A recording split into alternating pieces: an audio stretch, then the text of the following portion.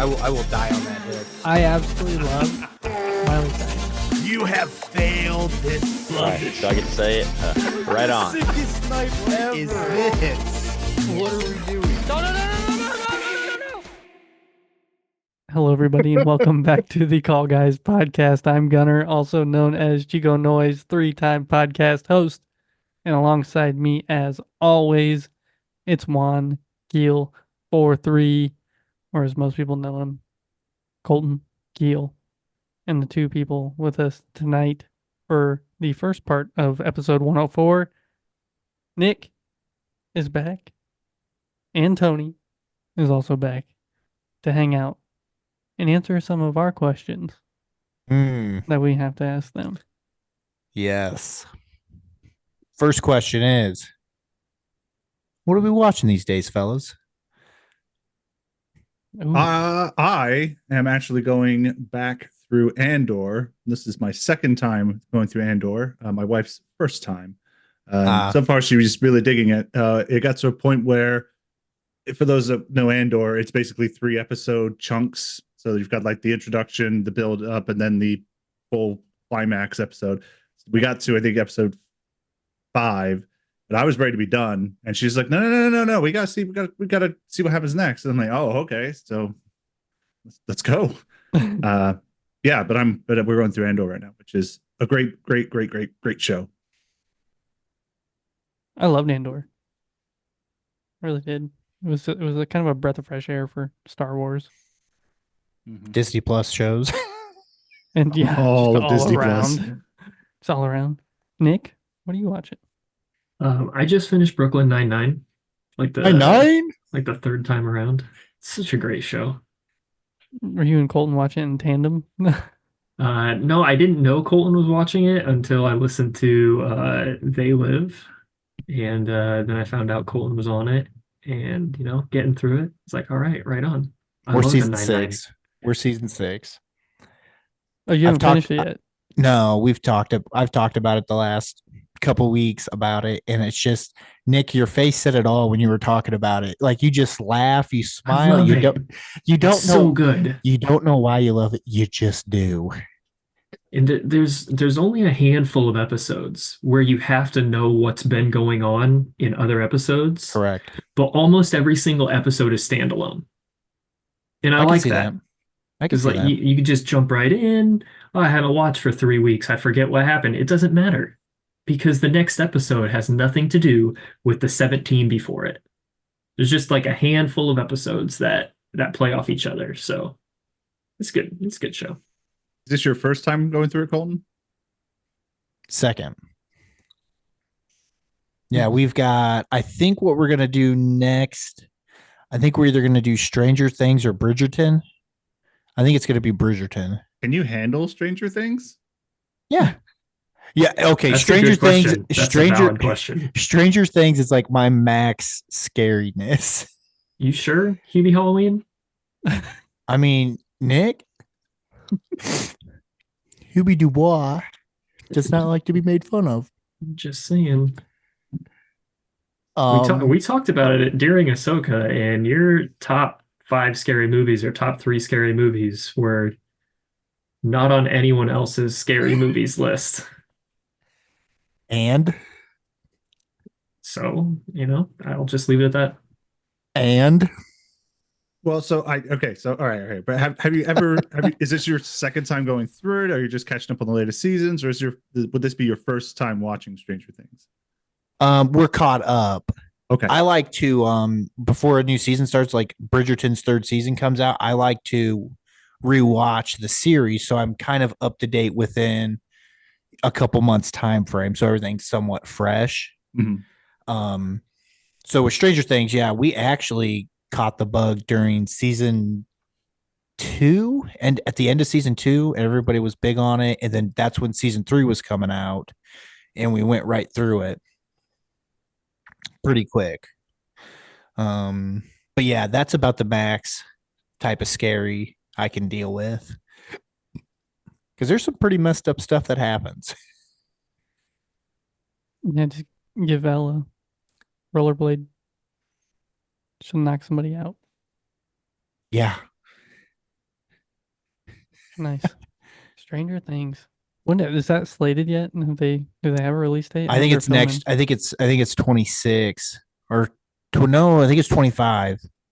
26 is the new Batman movie. That's a big They jump. yeah. That came to mind because I saw it before I came down to do this. They said it's going to 26 because of stages for them to be able to shoot on are limited, and the script isn't anywhere near done because of the writer's strike. So I'm okay with waiting if that's why we're waiting.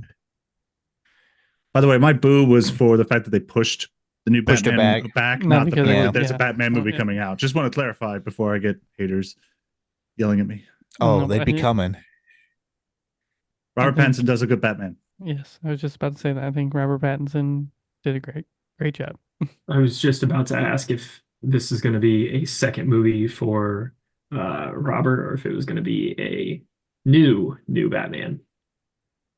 Nope. Really? So I mean, they can multiverse it and just have like 10 different Batmans all in the same movie. no, don't do that. Do like The not be Flash. that lazy. Do not do that. Don't no. Don't ruin Batman. Just Do bring not Clooney ruin back. Batman. Clooney and Schwarzenegger back. Bring him. If you bring Schwarzenegger Yes. back, I would Bring kill. Schwarzenegger back. Kill. Speaking of, did any Time of you to guys freeze. watch? Any of you watch the Academy Awards? Yeah, they had that Michael Keaton bit, didn't they? Yeah, That was Yeah. great. that was hilarious. DeVito and Schwarzenegger were up there, and he's like, "We're up here for a reason. It's because Batman." I think I can't remember exactly what he said. It was something about We were both Batman defeated beating by both up. Batman. Yeah, and then DeVito goes, "Yeah, I was the Penguin," and then Schwarzenegger goes, "And I was Mr. Freeze." And we had just talked about that. It was yeah. It's good the timing. relevancy Good was timing there. for It was us. great timing. Yeah, great timing. Oh my. Gunnar, what are you watching, brother? The same. Yeah. Watching The Rookie as it comes out. Watching Mass Singer. Masked Singer as it comes out. They just finished up. The Chiefs just finished up the franchise. Did their Super Bowl episode. It was really good. How is the Rookie? I'm a big Nathan Fillion fan, but I haven't actually taken the time to watch that. Is it worth the watch? I am a huge Castle fan. Same. So I have all the seasons of Castle. I love that show. But seeing him as an older cop in a younger cop's job is really fun. And he's just as goofy in that show as he is in everything else he does. So him as an actor, I feel like he definitely plays himself, But yeah, it's really good. I love The Rookie. This is season 6, I think. So Wow. yeah. Didn't know they And- were that far along. yes, and it's really good. If you haven't heard the sexy cop song, you should look it up from The Rookie. It's pretty funny. But yeah, that's what I'm watching. What else been going on with you guys? Anything exciting? I think the last time I was on, I was gearing up for my 11th marathon. I just ran my 12th marathon last weekend. 12 How'd it go? states. 12 states? It was very interesting.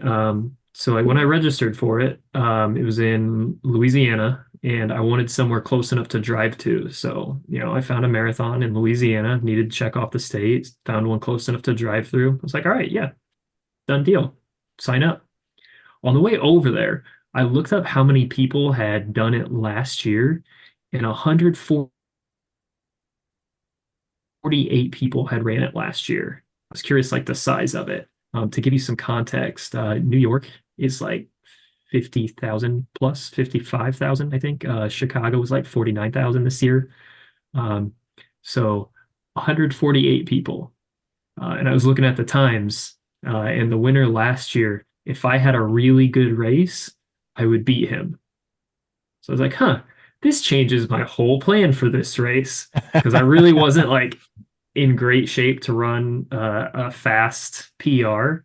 But now that's sitting in my head. Like, if you do run well, you could have a chance to win this out. Um, so that was just kind of sitting in my head, and I ran way too fast for 18 miles and then hit a wall for the last 6. Shame. Yep, Well, I know. So Shame. what's your next one? You have a next one planned already? I don't have any more marathons on the calendar yet. I'll probably do 1 or 2 in the fall. But we're hitting a very hot season coming up here in Houston, so training gets difficult. Yeah. Yeah. Tony? I've just completed my 20th Ironman. I got into my next one tomorrow. Been working tough on it. Yeah, don't want to brag or anything. No, of course I'm not that great. I seriously though, I did dust off the old bike for the season. Got it, took it in, got it some service, got the tires all pumped up, and been going about 2 to 3 times a week out riding around. Loaded it up on the bike rack and went riding with my brother 2 days ago. Yeah, just enjoying the outdoors as much as possible. Until Road it gets bike? cold again. Road bike, mountain bike. It should be a road bike because that's what I ride on, but I have a specialized rock hopper Okay. with big fat meaty tires, so it's extra drag means it's just I work harder. That's all it means. Yeah. Nice. That's what we've been looking at getting bikes. Mostly just to pull the baby around, but we're like we should do bikes. My recommendation with buying bikes is don't buy one during a pandemic when everyone's buying them. I remember think- that. Because yeah. It was ridiculously expensive, way more than it should have been. And yeah. It's a good bike though. It's just shouldn't have spent that much. Noted. Hopefully there's no pandemics by the time I want to buy a bike. You never know. You never know. All right. Well, we sent you guys a list of questions. You did? Yep. I'm assuming you both looked over those, and actually Colton did it. Colton didn't even tell me he sent the questions. My dad goes, "Yeah, Colton sent me those." I was like, "What?" I Didn't didn't add put me you in the message. I just realized I didn't put you in the message. You just You just realized after he told you? Yep. I thought I What it did. takes. I'll be What it honest. takes. I was like, he's on it, so it's all good. I didn't have to do anything. Another thing. Yeah. All right. So I'm gonna let Colton take the reins on asking these questions Because he has the list. because I gotta ask He has all of the them. list. Well, yeah. Golly. Tell run the what, show. Tell you what. You do it this time. I'll do it next time. Oh my gosh. I don't know if I want to do that. You leading those other 2 yahoos. Anyway. It'll be great. All right, fellas, you ready?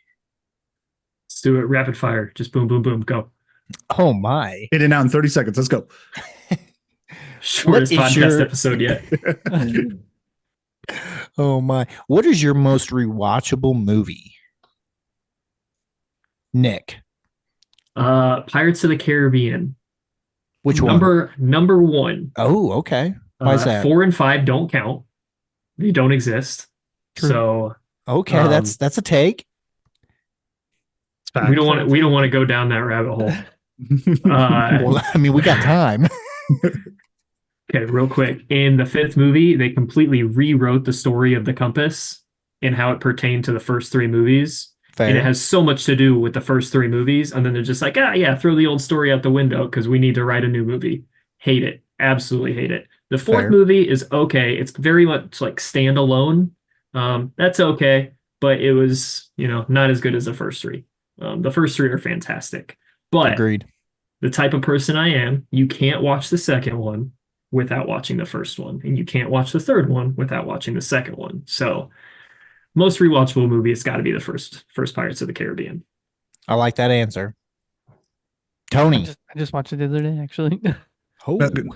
Pirates of the Caribbean is great because it was one of the first times that Disney took a chance on something just kind of unique. It's like, well, we've got this ride in our theme park. Let's just try to. What if we made a movie out of it? It actually worked very, very well. Yeah. Great ride too. Great ride. Sorry. I don't know all of the plans behind like the 3 Pirates of the Caribbean movies, but I'm curious how much planning went into like, yeah, we will have a second one during the filming of the first one. Because if there wasn't a whole lot of story writing for the second and third one yet, I think they did a really nice job of piecing them together and creating a 3-movie series, which I also like, but you only asked for 1 movie, so. I like it. Tony, what about you, man? My most rewatched movie goes back to the sci-fi episodes you guys had me on. And I was torn between Star Trek II, The Wrath of Khan, which is arguably the best Star Trek movie ever, and in my mind, one of the best movies ever, and Aliens. And I felt like Aliens is my most rewatched movie, which Colton probably has never seen because you're a little scaredy cat. I get it. But Aliens is I'm quoting it all the time with my brother. I'm constantly pulling it up in YouTube form or Amazon Prime form and watching either random scenes or just watching the whole movie again and again. It's a fantastic movie with wonderful performances, great acting in it. So yeah, Aliens. Very nice. Which movie was that in like the timeline? Is it the second? It's the second one where, yeah, so you had the first horror version of Alien, and then Aliens was the action-packed Jim Cameron movie, Bill Paxton, and quite a few other actors. Yeah. Nice. Sure. Those are great. Right on. You could watch Stranger Things. You should watch that movie. He would actually probably really enjoy It's a good movie. Aliens. I don't know. We'll see. What's your favorite Netflix original? Ooh. Tony, I don't know if that face meant anything, but let's hear you. You gave a face. My favorite Netflix original is somewhat recent. It just had a sequel come out not that long ago, starring a god of thunder. It is Extraction. Just straight up action movie, Yeah, start I was to gonna finish. say. Nothing crazy about it, no agenda, nothing crazy, just straight up. We gotta get this kid out, go get this kid out, and then bang, bang, bang, shoot, shoot, shoot, action, action, action. Great stuff. Loved it. A to B. The first one or the second one? Because I think they just came out with a second one They did. relatively recently, I think. Yeah, the first one's my favorite. Okay. Extraction. What about what'd you say, Gunner? Extraction? Extraction. Never watched it. Never watched it. It's a pretty good movie. Okay. I haven't Yeah, seen the second one yet, though. It's done by the Russo brothers. Yeah, Sure. I think it is. I think they Okay. did it right after Captain America, the second one. Civil The War. best one. Winter Soldier. No, Winter Soldier. Oh, Winter Soldier. Come on. Man, that's how out of touch with Marvel I am. Anywho, Nicholas, what's yours? Anywho, mine would be The Old Guard. It's, if you haven't seen it, it's about a small group of immortals, and essentially their whole purpose is kind of to protect and progress humanity. The Eternals? No, Oh, okay. Sorry. no. Close. No, very, very different. Very different. Their whole purpose is to protect and progress humanity, except they don't know that. All they know is they can't die. So like the first scene in the movie is they're hired to rescue these kidnapped children in the third world country, and it's actually an ambush because these people have found out that they're immortal, and so they essentially want to harvest their DNA. And they quote unquote die in a spray of bullets, and then like 3 seconds later you just see these like people on the ground and they're like, oh, this really sucks, and bullets are like falling out of their skin. And then they each have a time period in history where they found out they were immortal. And so like they have like kind of their thing in the actress Charlize Theron, I think. Um, she wields like an axe because she's from like 600 BC. And so like that's her weapon. So like everybody has their thing, right? From the period of time that they're originally from. It's just a really good movie of how like they're they're sort of falling apart and they feel like they have no purpose. And then there's this one guy who has been following and piecing together their history. And it comes out like, yeah, you think you don't have a purpose, but you save this guy and he ended up coming up with the cure for this disease. You saved this person, and 2 generations down the line, their daughter did this thing. And so, like, there's all of these huge improvements to humanity that come from them doing something or saving somebody. And it's a really good movie. It's a positive butterfly effect. Yeah. Interesting. How old is that? 2020. Okay. Nice. Okay. I'll have to check that one out. Yeah, that one Sounds does seem a bit interesting. Yeah, it's All right. pretty good concept. All right, fellas. Here's our first actor question. What's your favorite Tom Cruise flick? Yeah. I actually Oh, Nick's got it. Okay. well, I feel like Cool, Tony cool, and I cool, are cool. doing this just like every other question, the other person's first, Yeah, So I like it. I'm just gonna Perfect. stay on that line. Perfect. The Last Samurai, gotta be so good. It's just so good. Well done. Great choice. Yeah. Great choice. Good choice. What's one of your favorite things about that movie? It's gotta be how he describes the samurai and like their concept of life and how they sit and do one task and they have no multitasking going on. They're completely focused on the task at hand. And when it's completed, and you move on to the next thing. And he kind of goes into detail about like how they are as warriors and how they respect their enemy, which I think is a really cool concept. Yeah, I just feel like just the overall just idea of the samurai in that movie is very well told. Yeah. Nice. Love that movie. Great That movie. was one of your tops, wasn't it? It was. Nice. I was also probably 10 when I went and saw it in theater with my dad. Yeah. Yeah, lots of blood. Lots of blood. Oh my, Tony, Tom Cruise. Tom Cruise. Well, if you take a classic movie that pretty much I'm sure everybody has seen, and it's, I think, loved by all, which would be a movie in which a day just repeats itself over and over again, kind of like Groundhog Day. But let's set it in more of a sci-fi setting with Tom Cruise and lots of action. It's a great movie, which would be Edge of Tomorrow with him and Emily Blunt.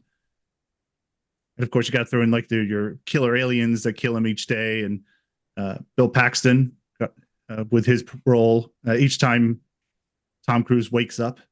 Always him giving him the same lines and then seeing them interact and him trying to change the day each time. Just taking that Groundhog Day, just making it a little bit better. Yeah. I do it tomorrow. That's got an interesting concept. I think that's one of the things that made me somewhat like that movie.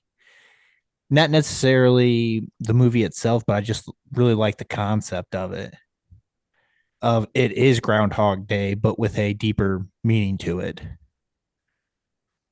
Yeah, and then see him become, I mean, at the beginning, he's this full of himself, bumbling kind of, I'm not a fighter, I'm not a warrior kind of person. And then seeing him as he does all these deaths and repeats, becoming this just super badass killer in his little exosuit, saving people when he can, and just doing all these cool action moves. Really neat progression of his character in that movie. I could see that. Nice. What is your favorite song? I struggled with this one. I don't listen to music much. I definitely don't in the car. I don't when I'm just, doing things around the house. The Then randomly one day, my car decided to just start playing music that was on my phone as I'm driving. Happens every now and then. And I really enjoyed it, and I forgot how much I enjoyed this band. So I'm going to go with them because that's all I got. And I'm just going to go with the band instead of a song because I can't narrow it down. Okay. The band is Hinder. That's Nice. just one I just With cranked the music on. lips of an angel. Yep. And back in the day, in the high school days, dating myself here, Linkin Park was the go-to in my car. So between those two, pick a song. Hey man, nothing wrong with the park. You know what's nice about Linkin Park now is they're releasing stuff that Chester pre-recorded Oh, before he man. passed, and some of those songs are just amazing. But it just reminds you of the fact that you're not going to get anything new past a finite amount of songs that are unreleased. Yeah, Yeah. but still so fun to listen to them. Nick, brother, you got a favorite song, or are you going to take the Tony approach of more of a favorite band? Well, this one I also had a problem with because I pretty- don't I don't really like I listen to music, but I don't really zone in on one thing. I get like obsessions about songs for like 6 months, and then they're like, all right, out you go. Yeah. So I just like cycle through these songs. So like I have a playlist that's like 84 songs deep. I don't listen to the ones that are first anymore. I listen to like the 10 that are at the bottom. And like it just cycles Okay. through. But as we were kind of talking here, I recollected a current or a situation I was put in a couple days ago in where I had to fight for my life. It was very intense. And this song started playing. It's called 115. And it just got me thinking, I play this song a lot. Sometimes I play it while I'm running. Sometimes I play it while I'm fighting for my life in Call of Duty Zombies. And it just gets me going. It's a pretty good song. I'm gonna pick that one just because of how many times I'll listen to it in different situations. It's very versatile. I was waiting for this crazy story about why you had to fight for your life. I knew as soon as he said it, fight for his life, I was like, he's going to pick freaking 115 because we just played it. We just played it the other day when we were running a game. It was the new Zombies, and they were like, you know what? We're gonna go back to the best song we've ever released in a Call of Duty Zombies. Easter egg format, the same And way we're it gonna was found in Black Ops. play it right now. It was great. Loved it. It is a great flashback down memory lane. I'll give you that. It is a good song too, by the way. Who does that song? Is that It's like Alina something. Alina Google. Yeah, I was gonna say Google can solve that problem real quick as everybody's Googling it right Elena now. Siegman? Question mark? Yep. That sounds right. Trent and I used to sing this song on the bus to cross country meets, and I would sing the Alina parts, and he would sing the screamo parts. Oh man, I remember saving that song in the original Black Ops in Kino, and saving that song for when it was going to get dicey, high rounds, and you play that song, and that song just gets you pumped. The problem is when you're at like a high round, you'd play it and then you do another 4 rounds and you have no song to play. It's like, we played it too early. Yep. But you never know if you're going to get those next 4 rounds. It's so true. It is so true. Good song choice. I like both. I like both. Hinder, I could, I can maybe get behind, but Linkin Park, I'm definitely on board with. Agreed. Well, what about you, Gunnar and Colton? I want to know what your guys' favorite song is.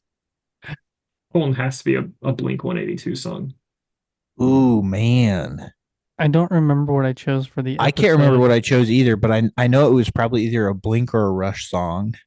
And my guess it would probably be Blink. Choose now. What's your favorite song? And then go back and listen and see if you pick the same thing. Oh, man.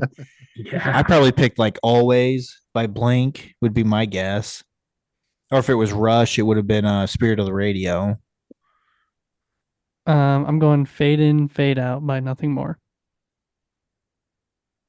Just a great song. Never heard any of those. So right on. Good. You Good. should check them out. Right on, right on. Okay, Nice. what is the one video game that you always find yourself going back to? I know Nick's answer. Yeah, I know Nick's answer too. What is my answer, Gunner? What I is was my gonna answer? say some zombies. It's kind of like What a that. guy. What a guy. All right. It's kind Yeah. of like that. I But cheated a I don't little know which bit. Call of Duty. I don't know which Call of Duty you would choose. That's for sure. I definitely cheated. So Call of Duty Infinite Warfare is the zombies that I would choose. I've got this buddy, and occasionally we go back and we run all the Easter eggs together. He's really bad, and like I have to carry him through all of them. Doesn't surprise But me. he tries. He does his best. I also had Skyrim on here because I'll go back to Skyrim and just waste my life away again. Yeah. And start a new save and just go. So I threw that one on here, but Infinite Warfare is definitely I think top number one. Nice. Yeah, I've got nothing for you. I've got nothing for you, Nick. Tony, what's yours, man? I play games quite often. The game that I'm constantly going to, and I don't know why, because it's the most infuriating game that I'm not a violent man, but playing this game, I want to throw my keyboard out the window or at someone. But I continue to just play it, and I don't know why. And it's Warzone, specifically Resurgence, which is Call of Duty. It's Call of Duty Battle Royale, but it's quicker, faster. Yes. You keep respawning and coming back once you get to kill, as long as you've got a team member still alive. We've got a group of buddies that play it frequently, normally with my brother and two others. But yeah, it's just you'll get killed by impossible shots. You'll just keep getting run over, but yet you keep going back and playing the next round, then the next round, then the next round, and you don't know why you're playing, and then somehow you pull out a win, and you're like, this is the best feeling ever, and then you queue up and do it again, and then you lose, and then you lose, and you lose, and you go right back to the why do I do this kind of idea. Yeah, but if it's my brother he texted me on Saturday night at 12:30 p.m. a.m. I guess in this case, sorry, and said, "Are you still up?" And my wife was asleep, and I just go, "Yep." And he goes, "I'm drunk. I want to play games." And I go, "Okay." So I go upstairs. We fire up Warzone, and then he quickly right away went, "I'm spinning. We can't play Warzone. Let's go to something else." So we went to our other go-to game, which is the original StarCraft Brood Wars, and just killed us some computers in StarCraft. Nice. They're great answers. They are. I support Resurgence. Good, solid. I was gonna say, game. Tony, if you want a good group, I could get you a good group. If you want to get, I know a couple guys. oh gosh, My issue is I play with a guy who's actually really good, and of course I'm the anchor dragging the team behind.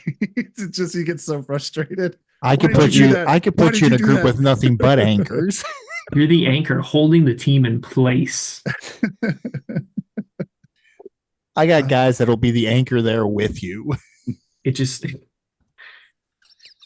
I want to get him hooked up with Jake and Jordan so bad. Anyone just to listening listen to in- yell at each other.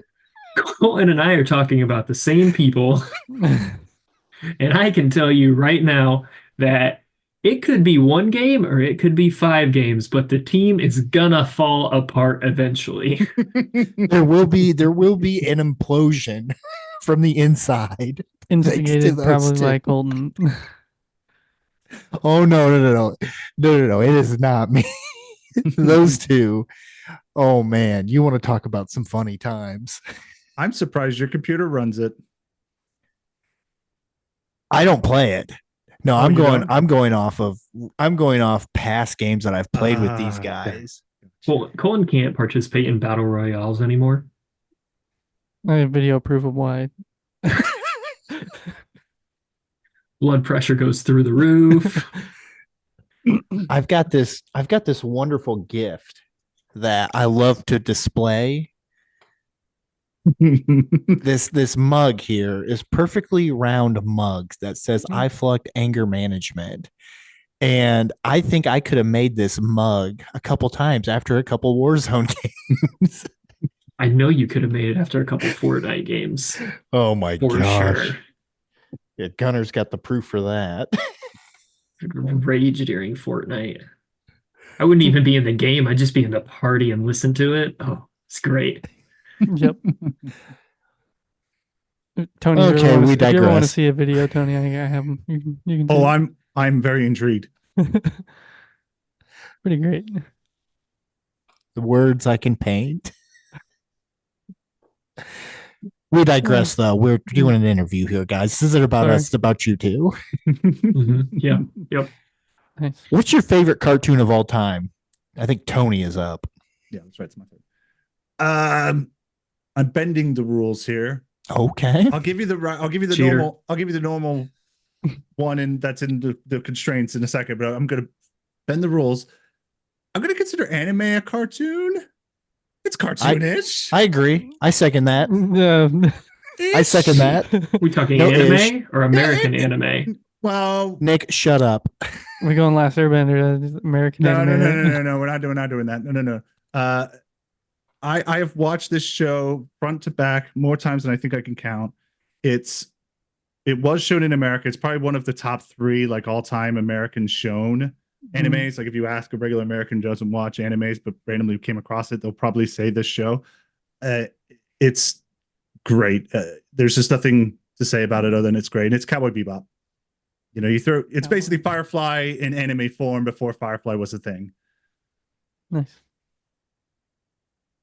And then the normal answer, an actual cartoon, would be from my childhood. My brother and I quote all the time, and that's Rocko's Modern Life. Ooh, solid. Solid. Because I was a Nickelodeon kid. Mhm. Yep. I like it. All right, Nick, what do you got? Well, I was tempted to say Scooby-Doo at first. Scooby-Doo is my love as a child. Which but one? The original. Where are The you? original Scooby-Doo. Scooby-Doo, where are you? None of the new stuff. Mhm. The original Scooby-Doo. But my favorite cartoon, I went with Avatar: The Last Airbender, which coincidentally, I did my homework before I listened to the They Live episode 1. Mhm. And we got into Avatar there, and I was like, oh yeah, these guys know. These guys get it. It's got a great storyline. I think the character development for a cartoon, the character development is amazing. Yeah, definitely favorite cartoon. Although Demon Slayer, if you're not watching Demon Slayer on Netflix, Demon Slayer is getting close. I really like Demon Slayer as well. What did you think of the live action? Are we all familiar with Pacific Rim? Yes. Mm-hmm. How Yeah, I've actually seen that. the small people in the big robot and they lift an arm and the arm lifts and it's pretty in sync. Well, that's what bending is supposed to do. You know, if you move your arm, the element's supposed to follow the flow. And if you have to do a whole breakdance of moves to lift a rock, it defeats the purpose. And Sokka could sneak in there with a sword and kill every single one of those benders before they did a single thing. Now, are you talking M. Night Shyamalan or are you talking Netflix? Well, I'm Live talking M. action. Night. At night. Okay. Have you watched the Netflix? Because So issue with the Netflix, I've finally been kicked off my brother's account, so I have not watched Oh, it yet. okay. I won't spoil it, but I was going to say, I won't man, give my opinion either. We're gonna I was gonna review it go, coming man. up. So Nick, if you were that take was hot. yeah, Hot. when you were saying the bet, like you have to do the whole break, I'm like, he's talking M. Night Shyamalan. I thought Tony was asking Netflix. Yeah, no, but- M. Night. Yeah, M. Night sorry, screwed that whole M. Night, thing M. up. Night. Yeah, it was bad. It was really bad. The first bad. like 2 minutes of the movie, I about just left. Yep. Yeah. Great, Oh, great choice. man. Just finished watching it. I think you just mentioned that, but yeah. It's a shame everyone dies. I'm kidding. I haven't died to say I've not seen it. That is like Tony's like go-to thing to say. a shame You everyone haven't dies. watched a show? Oh my gosh, everybody dies Everyone at the dies. end. There's only like 2 people that die in that entire show. 3 seasons. There's 2 Well, they just people. re-upped. They re-upped for 2 more. Well, yeah, they So, have to, and it's done in 3 books. They gotta I mean, do you Yeah. that. you don't have to re-up anything, Oh, Ahsoka. this show you have to re-up. You don't have to re-up anything. If it's bad enough, it's not getting the second. I'll just say I've watched the animated series of Avatar: Last Airbender like probably 10 times through, if not more. When I was younger, we used to watch it all the time. But I remember when yeah, it first came out, we would watch it religiously the night that a new episode would air. And there were a couple times that Curtis and I were at basketball practice and we couldn't watch it. And so we would have to watch like the later showing of the episode later in the night. Nancy let you stay up? Yeah, Nancy let us stay up. Dude, Wow. we were taking pictures on our flip phones of the screen. Like that's how involved we were with this. It was great. They were really bad pictures, but it was great. All 7 pixels. Yeah. Yeah, buddy. Oh my. great answers. All right. Good answers. Good answers. What is y'all's favorite Tom Hanks movie? I think this one's me. It Saving is. Private Ryan. Oh, solid. Great choice. Yeah. Any reason? Any reason behind, or obviously it's just a great movie? It's a great movie. I like I really like how they kind of have this betting pool about Tom Hanks' character, Oh, about what his actual occupation is. And it just kind of goes to show you, like, especially back in, World War I and World War II, you just had normal people out there. Like he's a school teacher, and somehow he's up there leading people into battle, and I just kind of like that. And his heroics at the end, just being this normal guy coming up with a plan, and at the end of the movie, he ends up losing his life for it and everything, and uh, yeah, solid story. It's one of those movies answer. where you know the history of it, the storming the beach, but then that movie actually puts you there, and try to put yourself as one of those people trying to storm a hill with just all this gunfire coming at you. It really, really puts things into perspective. Spielberg nailed that opening scene, the Mhm. D-Day on the beach. He absolutely nailed that. Probably one of the very first, like, I don't know if Gunner, if we're talking about, I think we're gonna do an episode on like best opening scenes of a movie. And I think that is hands down one of the best opening scenes ever in a movie, from everything that they were able to capture. Because if you just don't follow the main focus of what you're supposed to see, and you watch everything outside of that, there is so much that is going on that seems so stinking realistic and real. Like, it's phenomenal. I think it's, yeah. Tony. Mine is definitely not that serious. To the point where life is like a box of chocolates. You ain't got no legs, Lieutenant Dan. You ain't got no legs. You ain't Jedi. got no legs. Mama always said. Forrest Gump is it's just the movie that I think of when I think Tom Hanks. Of all the Tom Hanks movies, that's probably the one I've watched the most. It's quotable all day long. I love movies that you can quote.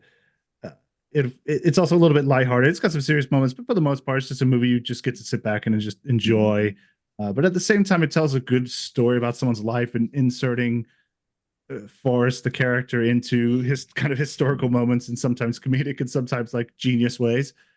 Yeah, and I just really like that movie. Very nice. Very nice. What is a movie that what disaster movie keeps you up at night? 2012 is the movie I have, because it's a disaster movie, and it's kind of close to what some people think is going on in the world today, with the ocean currents, because of ice melting, messes with the ocean currents, messes with the weather patterns. Ergo messes, if deep freezes can happen and it messes everything up, and now all life on the planet is at risk. And we're seeing kind of some of that in the world today. So that one keeps me up at night. Okay. Originally I had none because I love disaster movies. So like I'm thinking like, what movies do I have nightmares from? Like, why can't I sleep? But I remember this movie about a hurricane that came through, and I'm not saying other disasters can't happen. And Tony, I'm not trying to belittle your comment about things in the world today, You're fine. but all that happens in this movie is a hurricane comes through and it just floods these houses. That's it. And someone gets stuck in the house. And because the waters have risen, alligators have gotten further inland and now they're nesting in this house. It's called Crawl. And I think it's supposed to be a horror movie. It's not really much of a horror movie. It's kind of along the same lines of Jaws. But it's so realistic. Like it could happen. That's because you It live down in could Texas. easily happen. Exactly. It could easily happen. The amount of times that like we get heavy rain and streets flood all the time. Now, not like incredibly bad flooding, but if we were to get another hurricane come through, it just turns all of Houston into territory for alligators. Like, so it's just it's a little bit more like, in my mind, it's a little bit more realistic of like something that could easily happen. It doesn't take a whole lot to lead up to it. It's just, we have a hurricane season every year. So Yeah. Right on. Never I seen was it. the way you worded the question. I was going to say, because it's what disaster movie keeps you up at night. I was going to say Armageddon because it was a disaster of a movie rather than disaster movie, but which is a movie I still like to watch for some reason, but I recognize it's a horrible movie. Well, then we'll segue peacefully into the next question here is what is a movie that you watch even though it is bad? That one did not make my list, although thinking about it now, it probably should have. I did again because I like to break rules. I've got two. Both are Kevin Costner movies. My first that I'm going to throw out there is Robin Hood, Prince of Thieves, because I would argue it's actually not a bad movie, but for some reason people think it's a bad movie. So it's on the list because it's a bad movie. It's not. It's a great movie. How dare you? But that's on there. And then my actual one, that's a Kevin Costner movie that I admit is a very, very, very terrible movie. It, at the time, was the most expensive movie ever made. It ticked the studio off to no end. Kevin Costner was an absolute jerk on set. The director and him did not get along. It's amazing the movie even came to light at all. And again, not a great movie, but anytime it's on or anytime I can find it, I am watching it. And that is Waterworld. yeah, Because great movie. I love the action. I love the boat and all the cool things it could do. And yeah, so good. So good. Great film, classic, if I would say so myself. 99% Rotten Tomatoes for sure. Certified What's yours, rotten. man? I also cheated. If you paid attention to episodes I've been on in the past, you know that I love shark movies. Yes, I do. But almost every single shark movie is cheesy and terrible of some kind. But specifically, I'm targeting the shark movies that have to deal with scuba diving.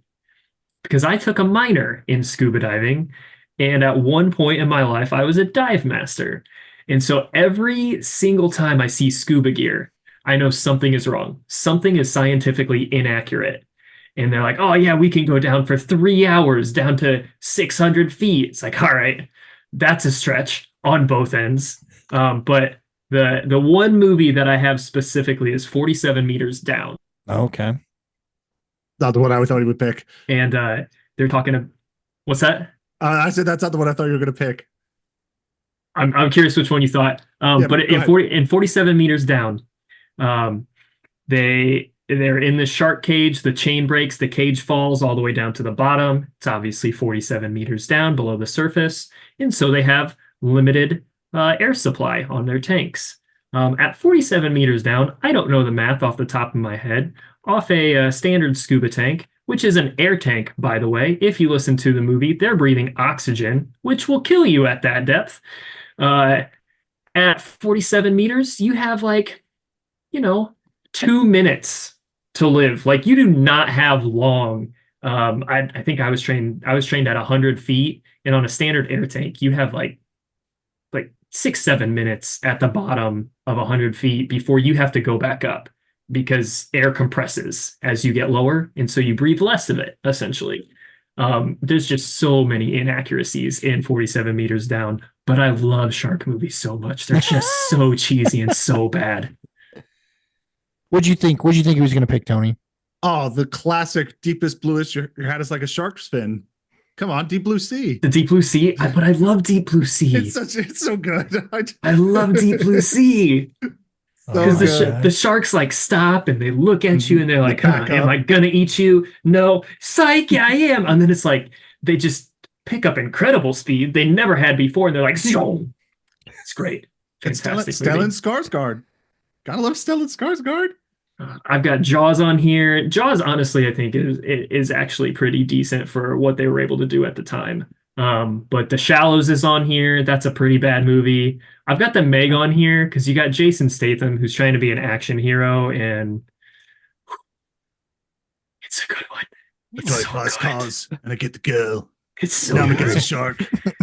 He drags a giant piece of metal on his broken submersible across the shark and cuts it open like a katana, but the shark is the size of 6 school buses. Oh, it's great.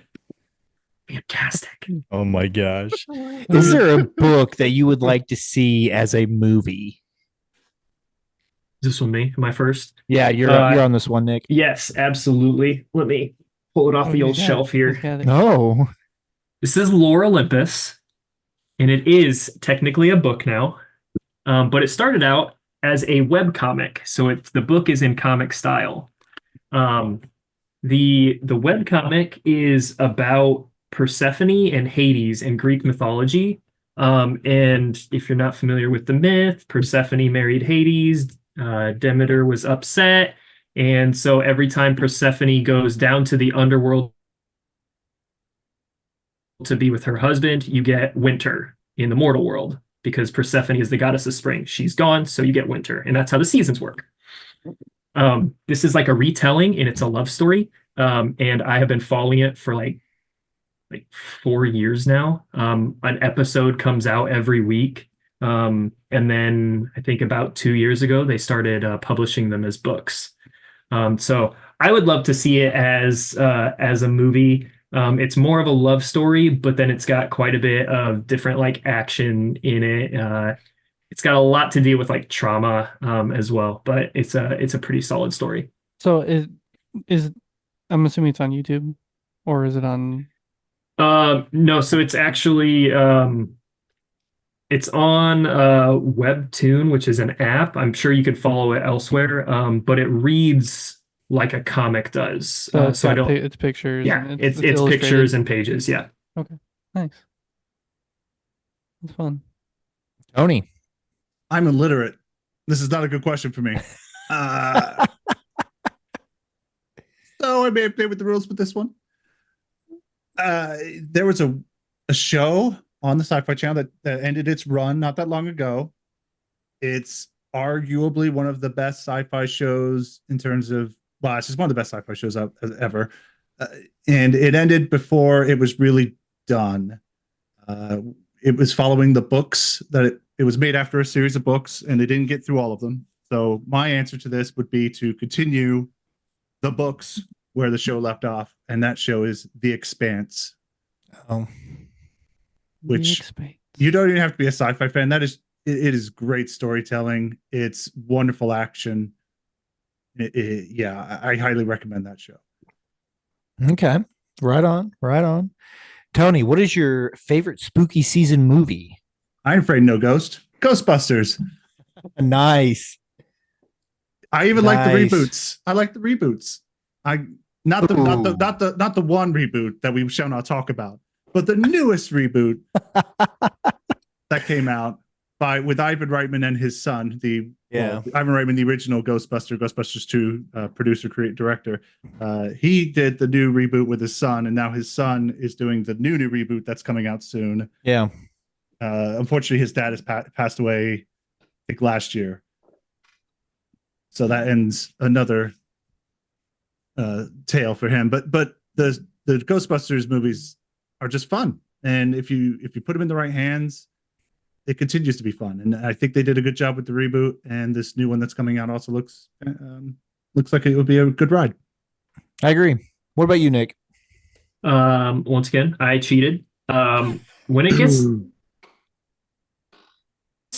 gets to October, I have a whole list of movies that I have to watch. And as new movies come out, the list gets bigger, and so I have to cram more. So I'm just gonna pitch them out there, and you swing at whatever ones you want. The Underworld series from A to Z, the Resident Evil series from A to Z, all the way. I have someone that will argue to me tooth and nail that those movies are an abomination, and I cannot get him convinced otherwise, because those are great movies. Well, okay. Are they terrible movies? Are they terrible movies? Yes, absolutely. Am I still going to watch them? Yes, the because first one I love especially. them. Yes. This one is a little bit different from the others, but The Conjuring, Annabelle, and Nun universe, I have special feelings towards those as well. That's about the only kind of scary that I'll watch. Patrick Wilson is fantastic. I think they're getting too broad in that series, though. The Nun 2 did, like I was talking about in Pirates of the Caribbean, it started to like kind of rewrite a little bit of what we already knew the story, and so I don't like that. I think they kind of just need to stop. Dracula Untold. If you haven't watched Dracula Untold, Colton, not necessarily a scary movie, but it's kind of Fright Night vibes, as far as like it's about vampires but not really scary. With who is it? Luke Evans. Great movie. Colton's limit on Dracula is from Forgetting Sarah Marshall. Van Helsing. Van Helsing. Van Helsing's on my list, Colton. Yep. I got World War Z on here. I've got Zombieland. I'm missing a few on here, but I just have a wide variety of movies on here. Zombie movies, vampire movies, and shark movies are like the categories of like that cheesy that I really like. So yeah, spooky season is truly a season for me when it comes to movies. Okay. I'm curious though, Cole. What's your favorite spooky season movie? Maybe Halloween.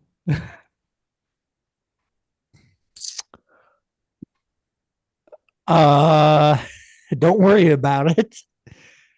I actually would. If you don't say the movie I think you should say, then I'll be disappointed. Yeah, it's Hubie Halloween. Duh. Not the movie I thought you'd say. No. Actually, I will say this. Thank you, Logan, for this movie. But what is that? Fright Night?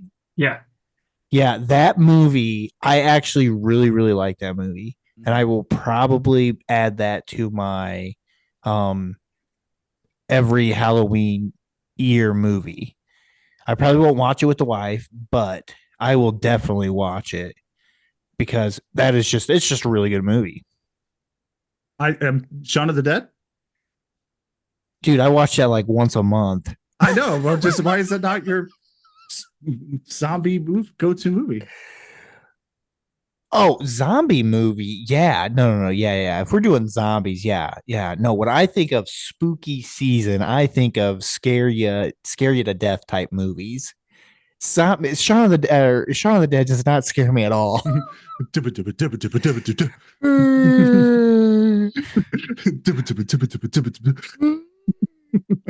Like, that movie is not scary at all. I love that movie, and I watch it way too much. Like when I thought of this like spooky season, like this is a movie I only watch during one time a year. Fair enough. So that's kind of the thought there. Is there a restaurant that you will drive more than an hour to go to? You know what this question stems from our White Castle episode? Nick. So specifically for the restaurant, probably not. But if I had another function where it was like hey, should we go do this? And then I'd say like, yeah, we should, because then I can go to this restaurant. If I could two for it, then yes. Over in Austin, Texas, there's this barbecue place. And the problem here is there's Terry Blacks and there's Blacks. They both started together, and then I believe one of the brothers like split off. So there's two restaurants. I can't remember which one is better. But Terry Blacks or Blacks in Austin, Texas, phenomenal barbecue. Love it. It's really great. The only problem is it's 2.5 hours away.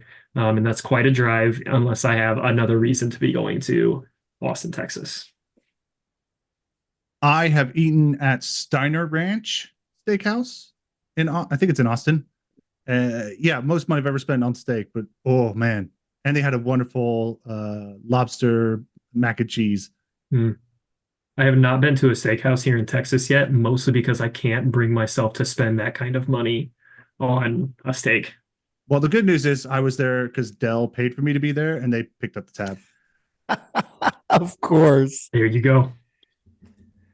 Best time to eat expensive steak. Mm-hmm. I couldn't find a good answer for this either. If I'm driving, the only good answer I had for this is if I'm driving, let's say, to Indianapolis for whatever reason, or driving back up from Indianapolis, or if I've gone to the Marion office and I'm coming back, I'll go out of my way 15, 20 minutes to go to Ivanhoe's Ice Cream. Oh, yes. I know it's not on the way. I know it's diverted me the complete opposite way I need to go, but I will go out of my way the 15, 20 minutes to get there, get me some ice cream, and then come back and then go the way I need to go. I've heard great things about Ivanhoe's. I've never been there. Gunner, you've never been? No. Oh, we were so close at Ball State. I know, and I never went. Never. That's a solid choice. Nice. Actually, I even thought about that, Tony. I even thought about Ivanhoe's, but I was like, can I put ice cream down?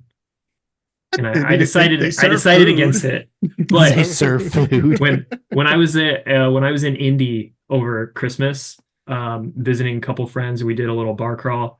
On Friday, it came up, hey, should we drive up to, I think it's Hartford City? Yeah, I think so. Mm-hmm. Should we drive up and go get Ivanhoe's?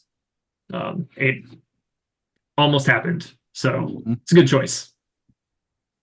Right on. Tony, you're first. What's the best part about being a dad?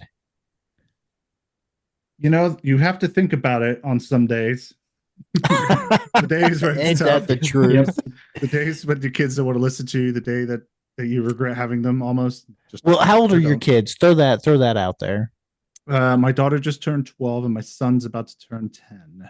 Yeah. Okay. So you have kids. You have older kids. Yes, they have personalities and thoughts and feelings and wants and desires, and they don't always align with what you want them to. Yeah. So there's definitely days, but the best parts are always the little things. My daughter this morning, she's at an age where she gets herself up, she gets herself dressed and ready for school, and then we basically just have to make sure she's out the door at the right time. For the most part, that normally works. But this morning, right as she got out the door, you have that like, okay. Next thing, you glance over at the kitchen counter, and then you go, crap, there's her school iPad. No.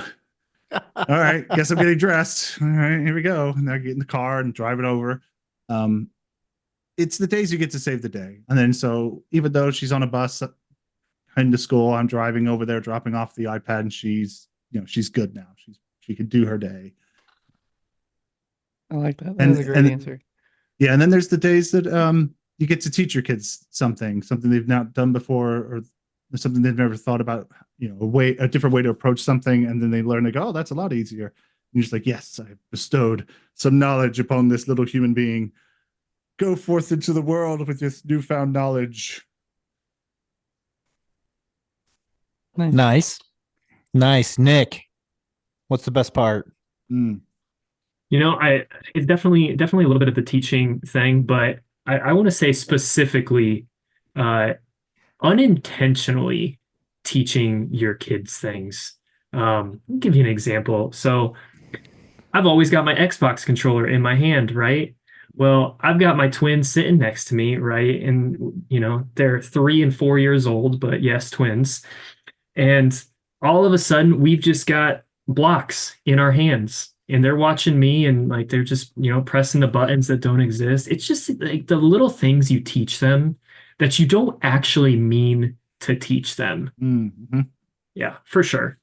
And it's fun watching like when the uncles come around and the uncles do something, and Trevor really likes Curtis, where Harambe really likes Doug.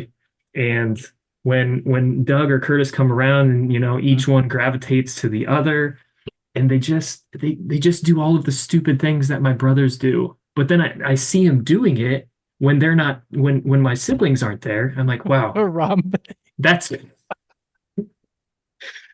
insightful. Don't laugh at my kids, Gunner. So mean. Don't laugh at my fake kids. It's a great answer. It's a great answer. I have a quick follow-up question to this, because as everyone knows, I'm the only one here that doesn't have kids, in case you didn't pick that up, the podcast. No, my twins, 3 and 4 years old, Trevor and Harambe. No, I have a quick question for the dads of the group. Because I thought about this since our last podcast too, because we were talking about kids. If you guys could pass down one series or a solo book, show, or game to your kids, and you were not allowed to pass down any other series, what series would you pass down to your kids and say you have to be a part of this? Man, it's heavy. I've been thinking about it since Ahsoka's episode. I don't remember what we were talking about, but it came up in my mind, and I was like, wow, this would be a really good question, because my first thought is like, all right, well, you've got to be introduced to zombies, right? You have to. But then you're not introduced to Legend of Zelda. And if you're introduced to Legend of Zelda, you're not introduced to zombies. And if I show you Pirates of the Caribbean, you can't watch Lord of the Rings. So I'm just curious, what would you pass down? Mine's easy. I got this. Let's hear it. Star Trek. This is the show that I watched growing up with my dad, and the show, without that part weighing in on it, was very impactful to me in terms of how I approach everything in life, and how I view things. And that's it's nerdy, but it's Star Trek: The Next Generation. It has all the stories of morality and equality and working together, and how to deal with disputes, and how to, so it's got all those life lessons in it. It's 7 seasons long, so it's really nice and long, and it's arguably one of the best Star Trek series out there. So that's my answer.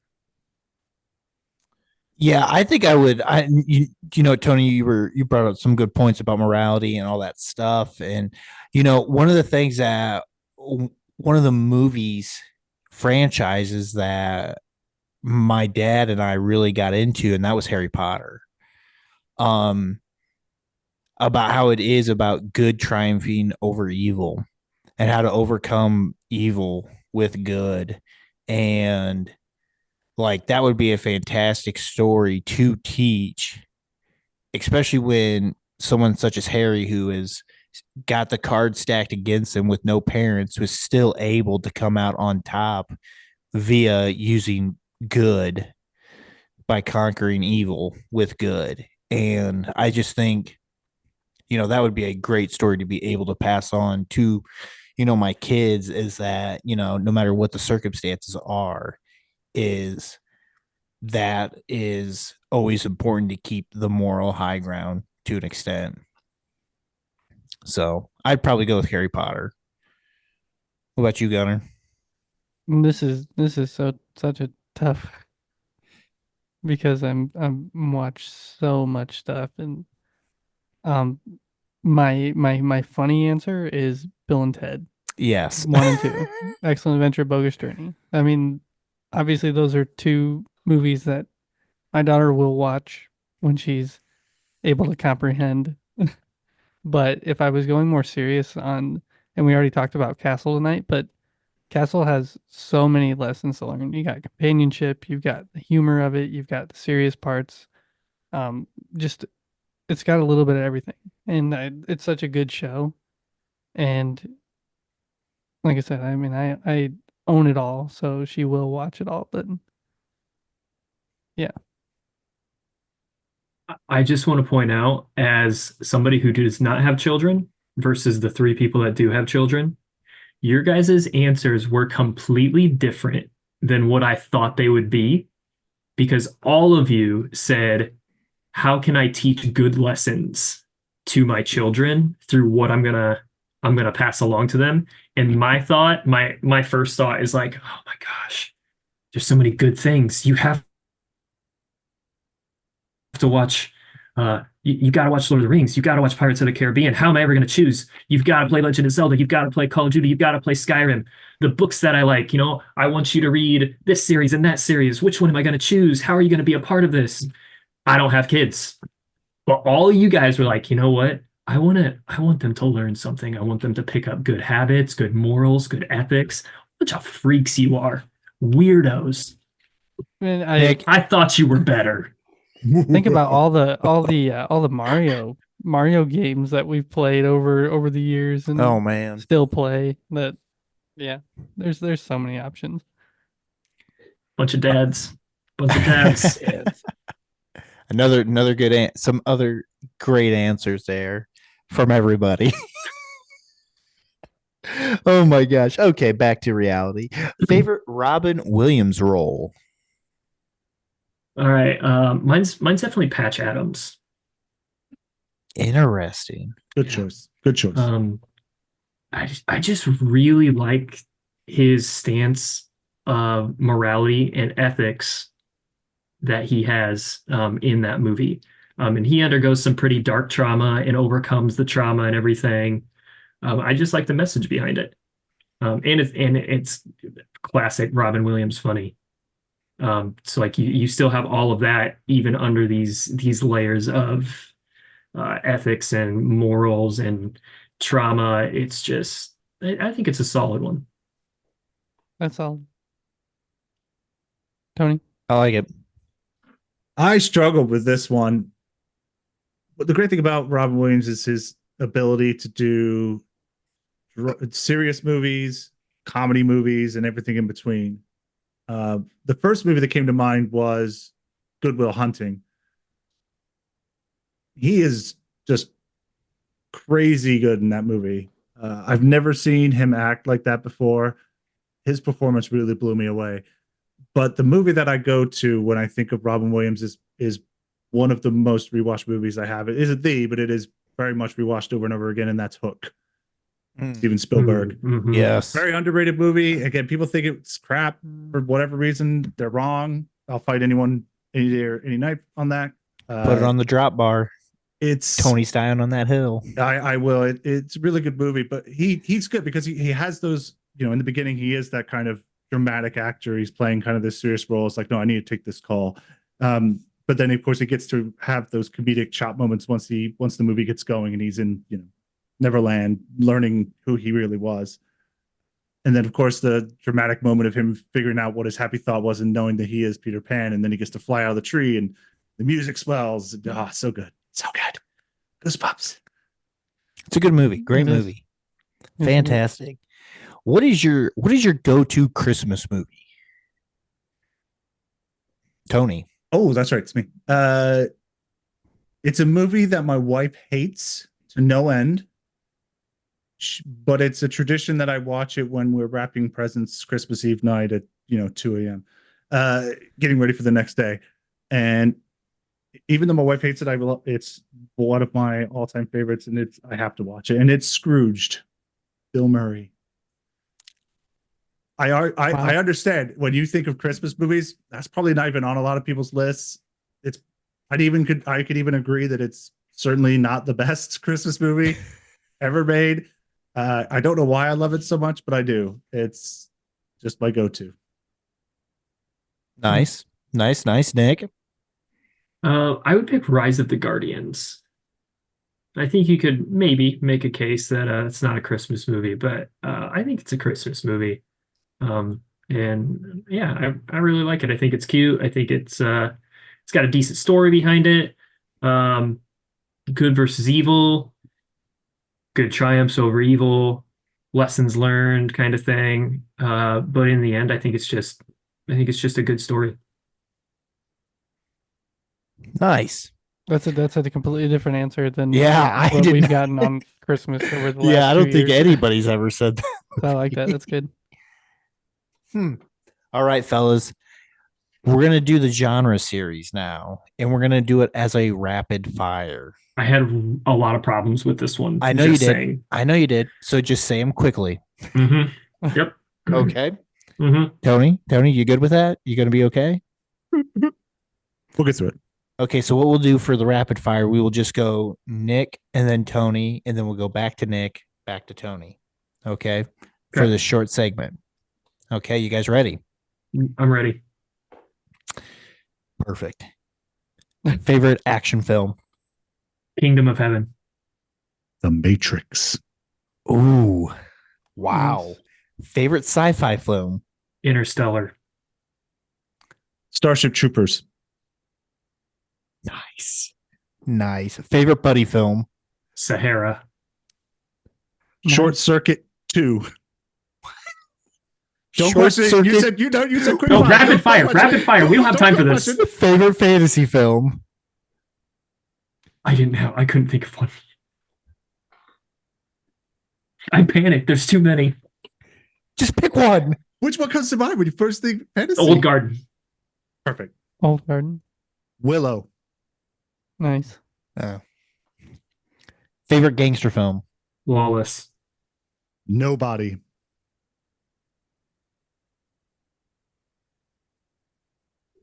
Wow. I mean, I have questions. Gunner, I have questions. It's Ask rapid your fire. questions. It's rapid fire. You wanted Okay, rapid fire. I'm gonna give you each. I'm gonna ask one question about one of the 5 movies you've just said. We're gonna start with you, Nick. Buddy film Sahara. What is that crap? Wait a second. You don't like Sahara? You don't like Sahara?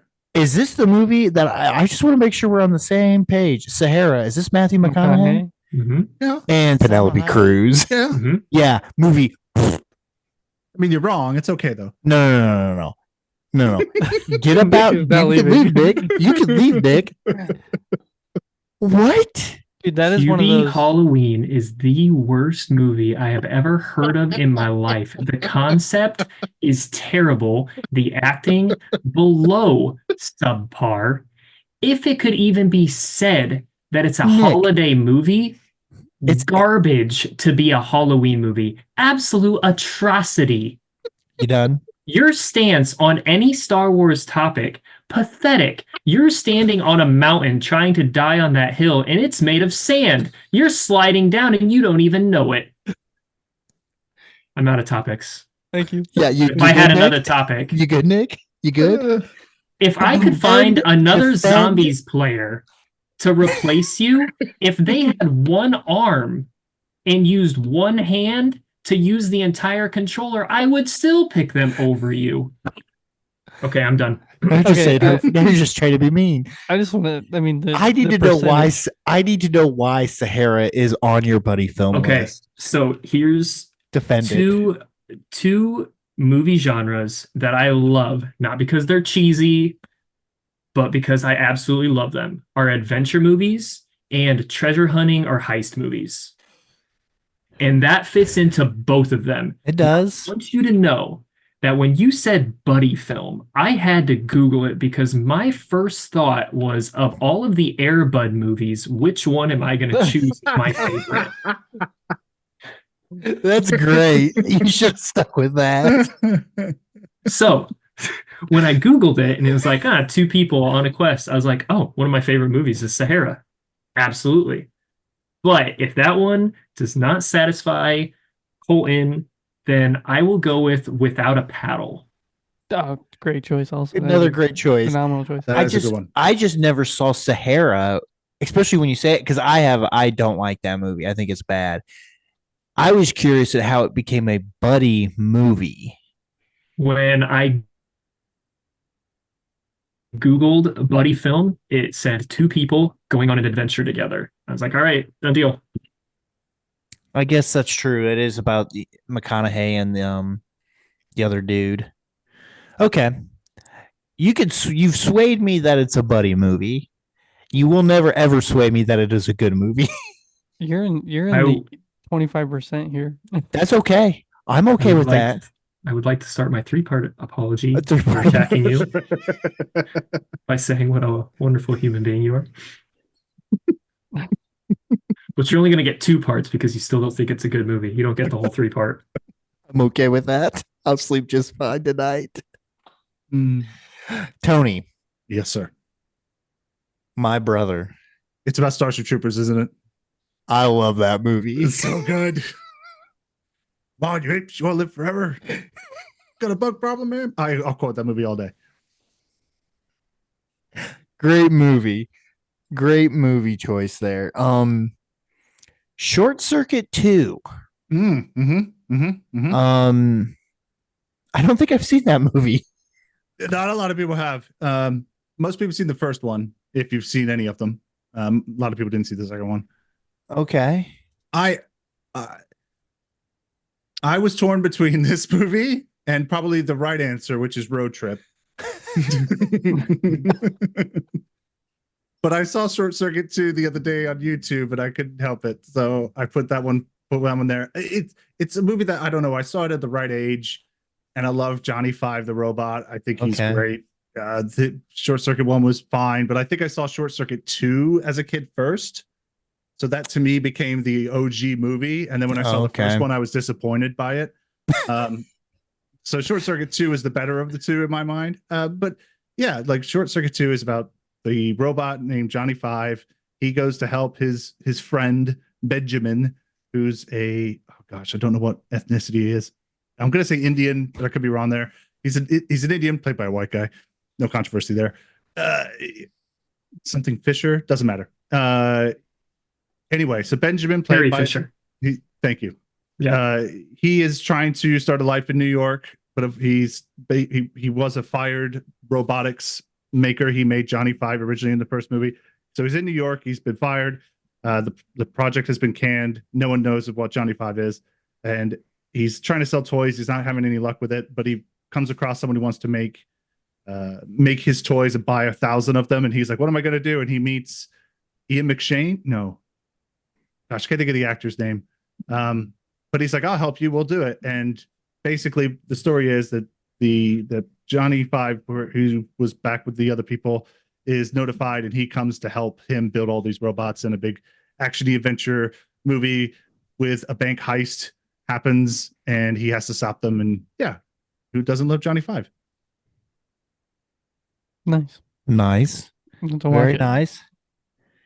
And we have made it to the last question of the pod here. What were your thoughts on They Live? Mine's easy. I didn't see it. You haven't seen They Live? No. Wow. Wait, on the movie or on the podcast episode?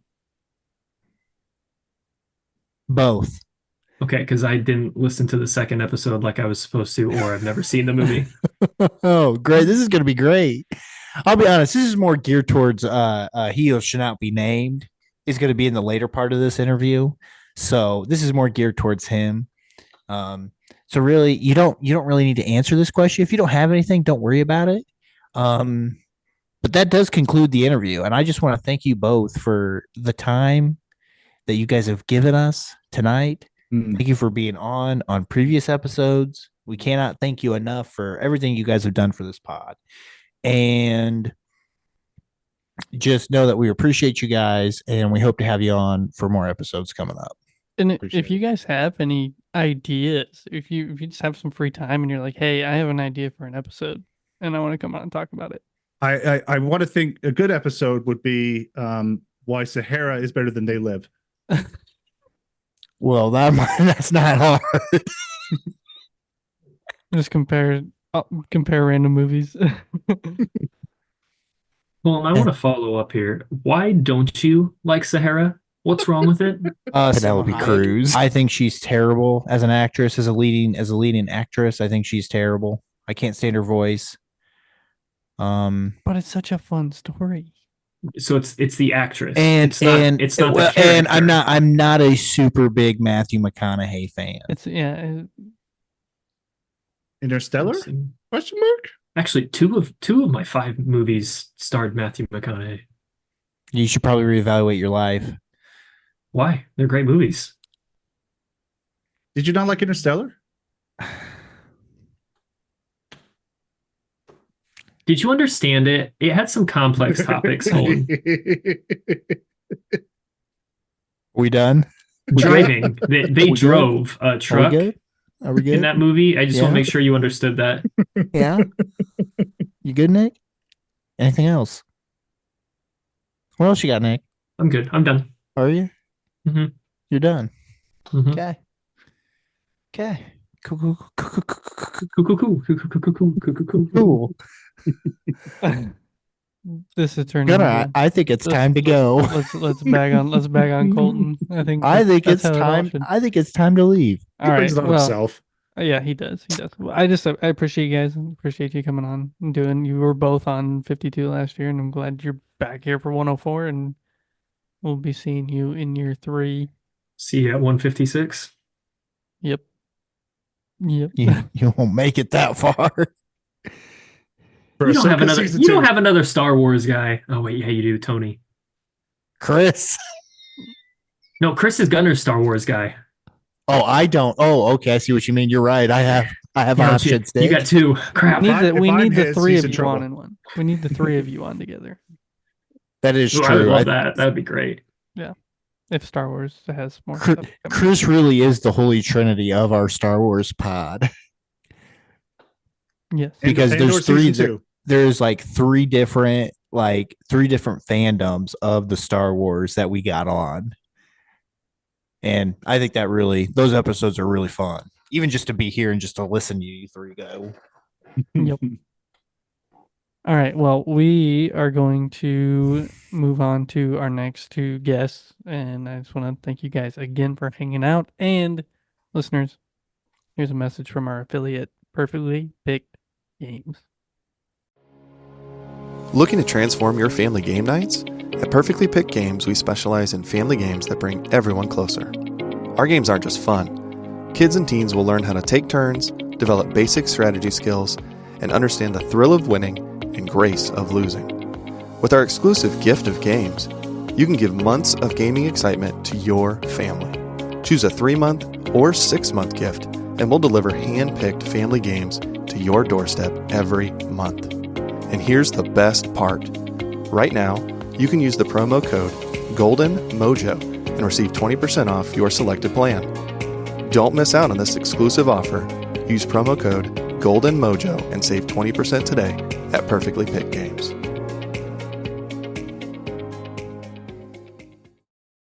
We are back with the second group for episode 104.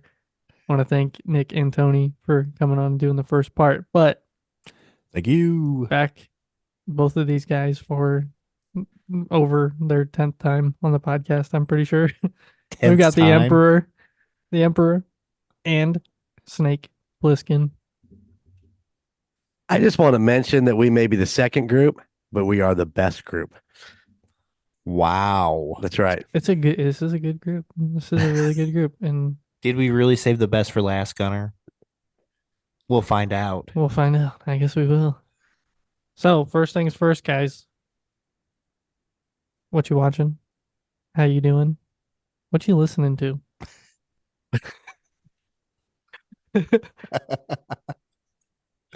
Seems important at this moment. Jake, how about you go first? Oh, thank you. Thanks, Juan. Appreciate you. Hunter, doing great. Ah, Doing all right. Glad to be back. We got some in-laws in our house too, so I got another. I'm like the only guest here that actually moves what my background is. You never know where I'm So going to be true. throughout my house. So we got that going for us.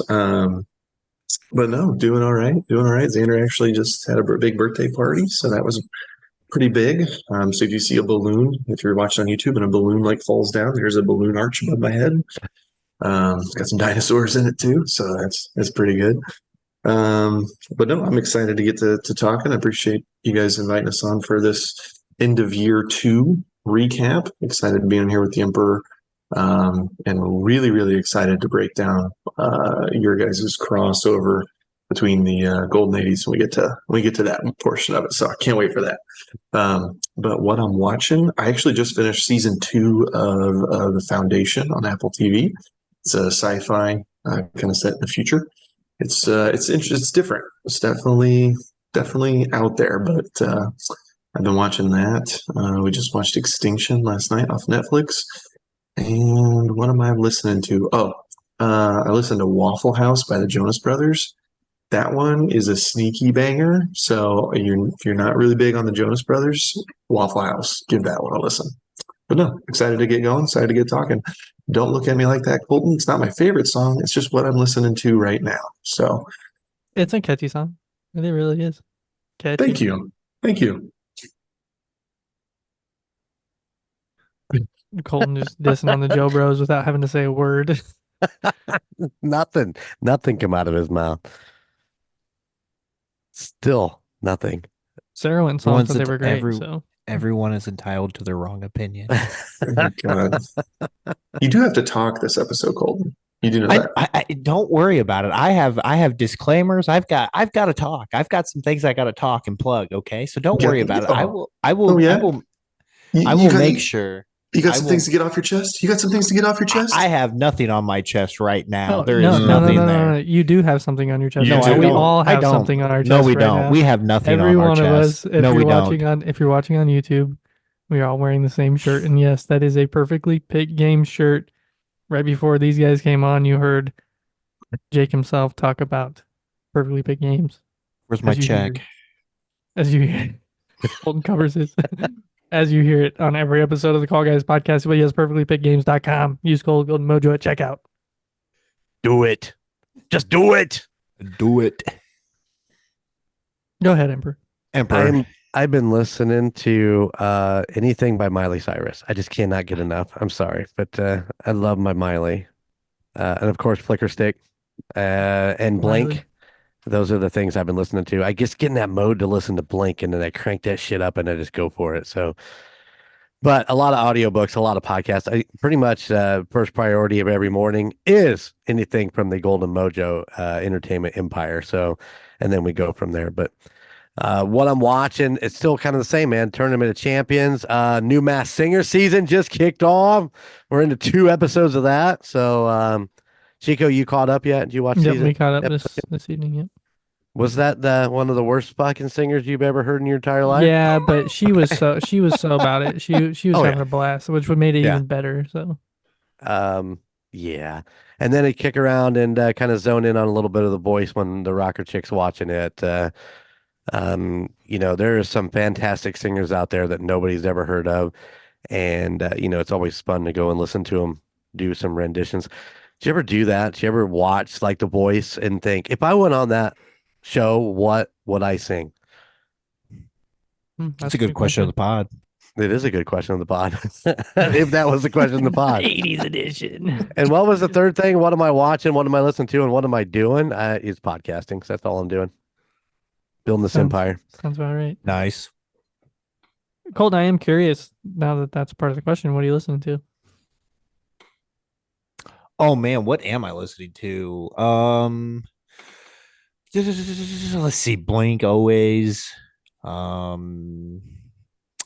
was singing I can't think of that. Hit the Lights. It's a band that Jake found in college in the old college days. And do you know where I found that? I think he just found it on YouTube, like Googling, like Googling in YouTube, essentially.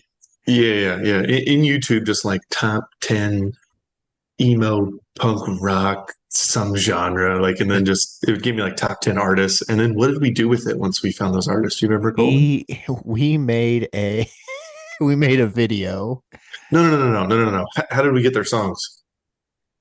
Oh, was it LimeWire? That's right. It Of was course, of LimeWire. course. Ours was MP3 Rocket. That's where we download all our stuff. Yes. Yeah, we were LimeWire all the way, baby. LimeWire until we got to Bethel. Then we turned to FrostWire because LimeWire got shut down. Yep, Mhm.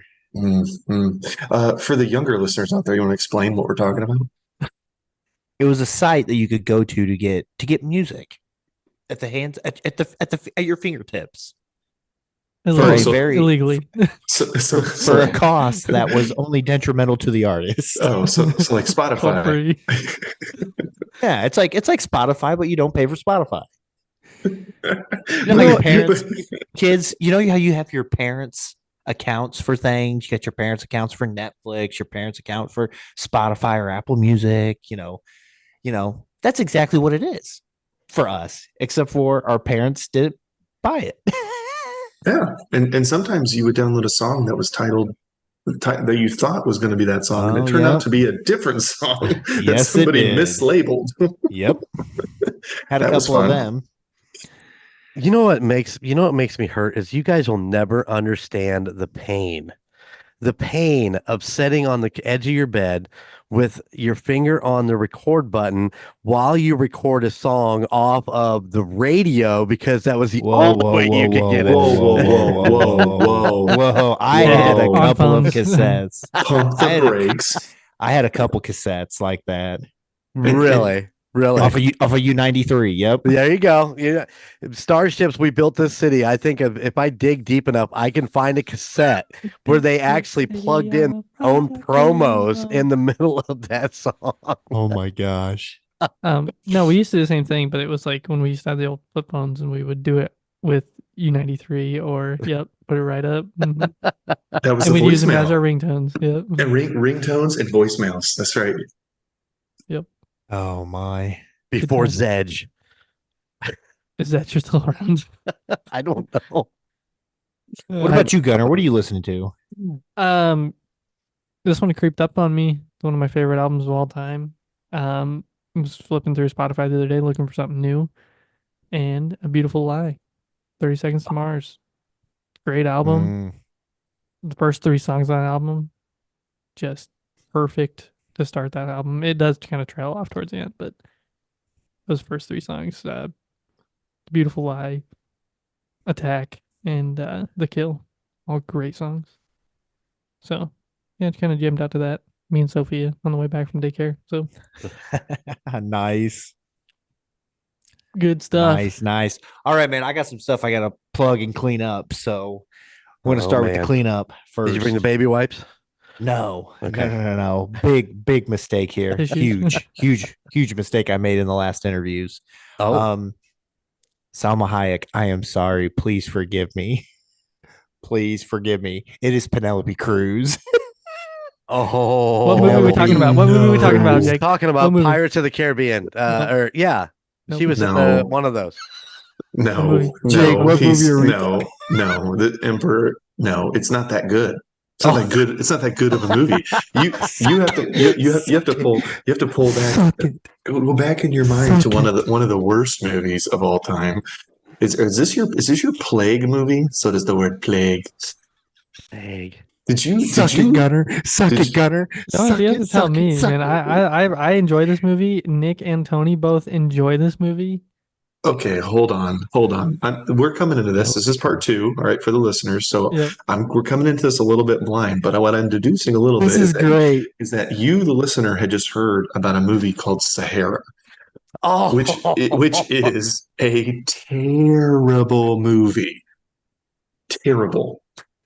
One of the top 5 all-time worst movies. The most cringe moment I think I've seen on the screen is when she mispronounces plague. So did the word plague. What? You just heard this. You literally just people, audience, you are just now listening to this again for the second time 20 minutes ago. Okay, Okay. Emperor, thoughts on Sahara at all? I love Sahara. I love Sahara. All right, I you love guys are in Matthew the- McConaughey, and the fact that they accidentally find this boat in the middle of the desert. It's just a riot all the way through. I mean, McConaughey is it's classic McConaughey. So I mean, I'm gonna go watch it after we done here tonight. I might too. You need a better lives is what you need. Now, Colton said that you guys watch this movie all the time Yeah, we'd watch it all the to time make fun because of it. it's a But you perfect movie to still make fun watched of. it. You still watched it. And it's a good one to fall asleep to because there's Yep. nothing there. Yep. There ain't nothing going on. So you might as well just doze off. You wake back up, McConaughey's shirtless again. It's like you never even missed anything. They're in the desert. It's warm. Now, okay, my favorite buddy film, Sahara. Just saying. Oh my gosh. Thank you. I knew Jake would back me up on this. Well, yeah, it was kind of obvious the way you talked about it. Oh no! But Oh you guys no! are- Even if he didn't frame it that way, Gunner, I got Colton on that one. He knows Oh, where yeah. he knows where I stand. We are very, very in sync on that movie. When you watch it every night, I feel like you're gonna hate it. It's just so bad. Oh, okay. So Selma yes. Hayek, nice job. Oh man, I was Salma Hayek the whole time. Oh, he was, and we were all Gunner, like, Gunner should be doing some smooth editing for that, and I think it's going to come out really funny. It'll be much better if Gunner does this edit. I literally have a note that says what I need to put in. It's going to be hysterical. Absolutely hysterical. You know, it's So, funny yes, that but- we talk about this right now because it's already happened. Yes, exactly. But you guys have no idea what we're doing, like what it is. So you guys are going to be in for a real treat. Yeah. So here you go. Penelope Cruz is trash in that movie. Absolutely trash. Second things. As this episode is airing, the official March Madness bracket is live and available. And we're doing a free t-shirt giveaway. It costs you nothing to get in.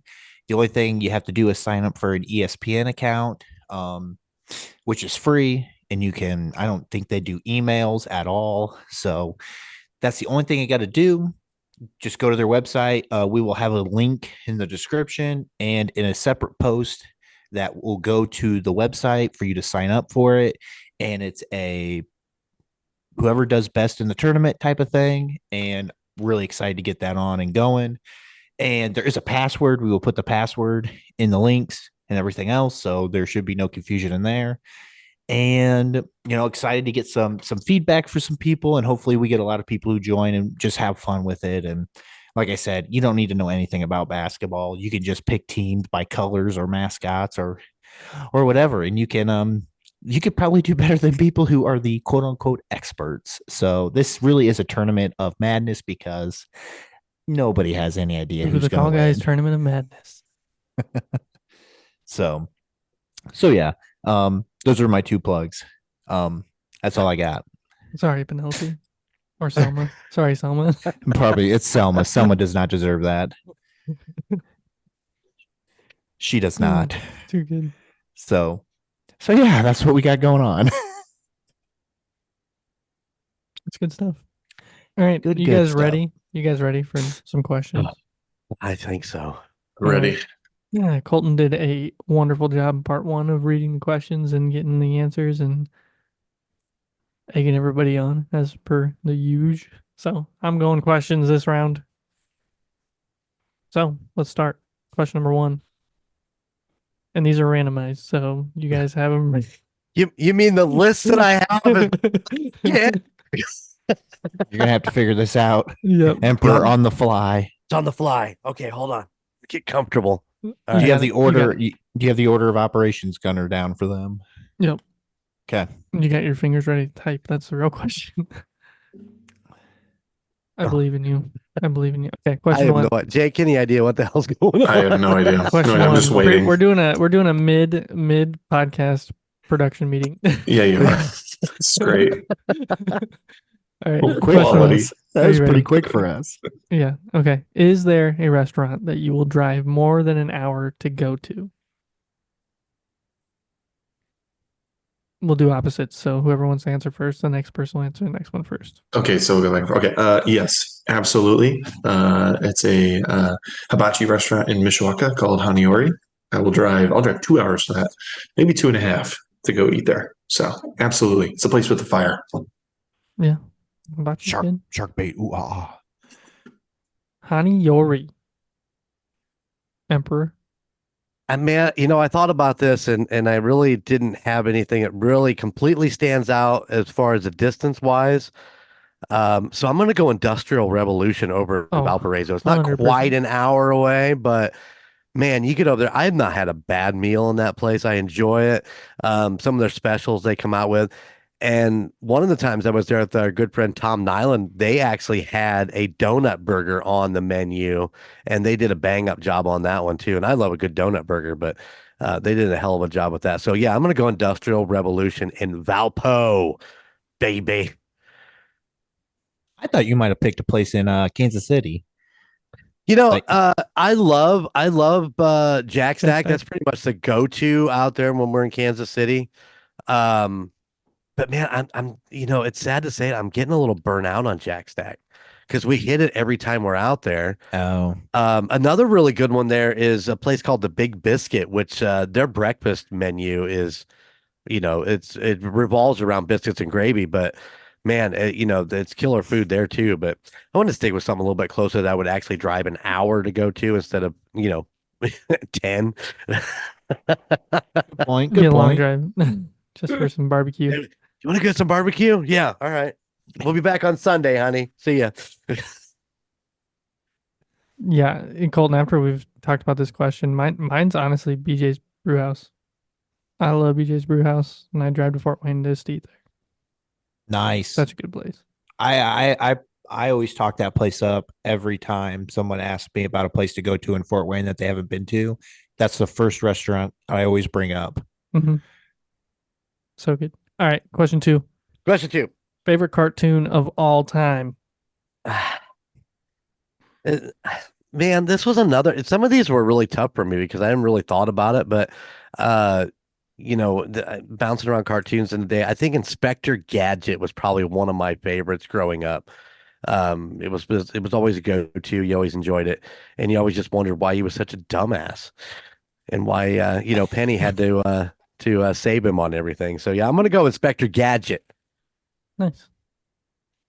Was this a cartoon or anime? What were we? It's the same we thing. were looking for. It's the same Same thing. thing. Oh, Yeah. same thing. Okay, great. Yeah, you're good. Perfect. Okay, well then in that case, I wrote down to break rules again, because you never said I couldn't have more than one. I put Avatar: The Last Airbender because that is a classic cartoon, anime, both. Who knows? In between those two, I also put Old School Gargoyles. Don't know if you remember that one. That one was solid. And lastly was Pinky and the Brain. Couldn't get enough of Pinky and the Brain. They just spend every night thinking of different ways to take over the world, and then it never happens, and it gets thwarted, and then they think of another way. And it doesn't happen. Man, It doesn't. you say Pinky and the Brain, and then I just thought of Phineas and Ferb. But that really wasn't my childhood. That was more of Gunner's childhood. But We watched a lot. They didn't specify. I know. They didn't but- specify. Yeah. The question was not about your childhood, A just all time. platypus.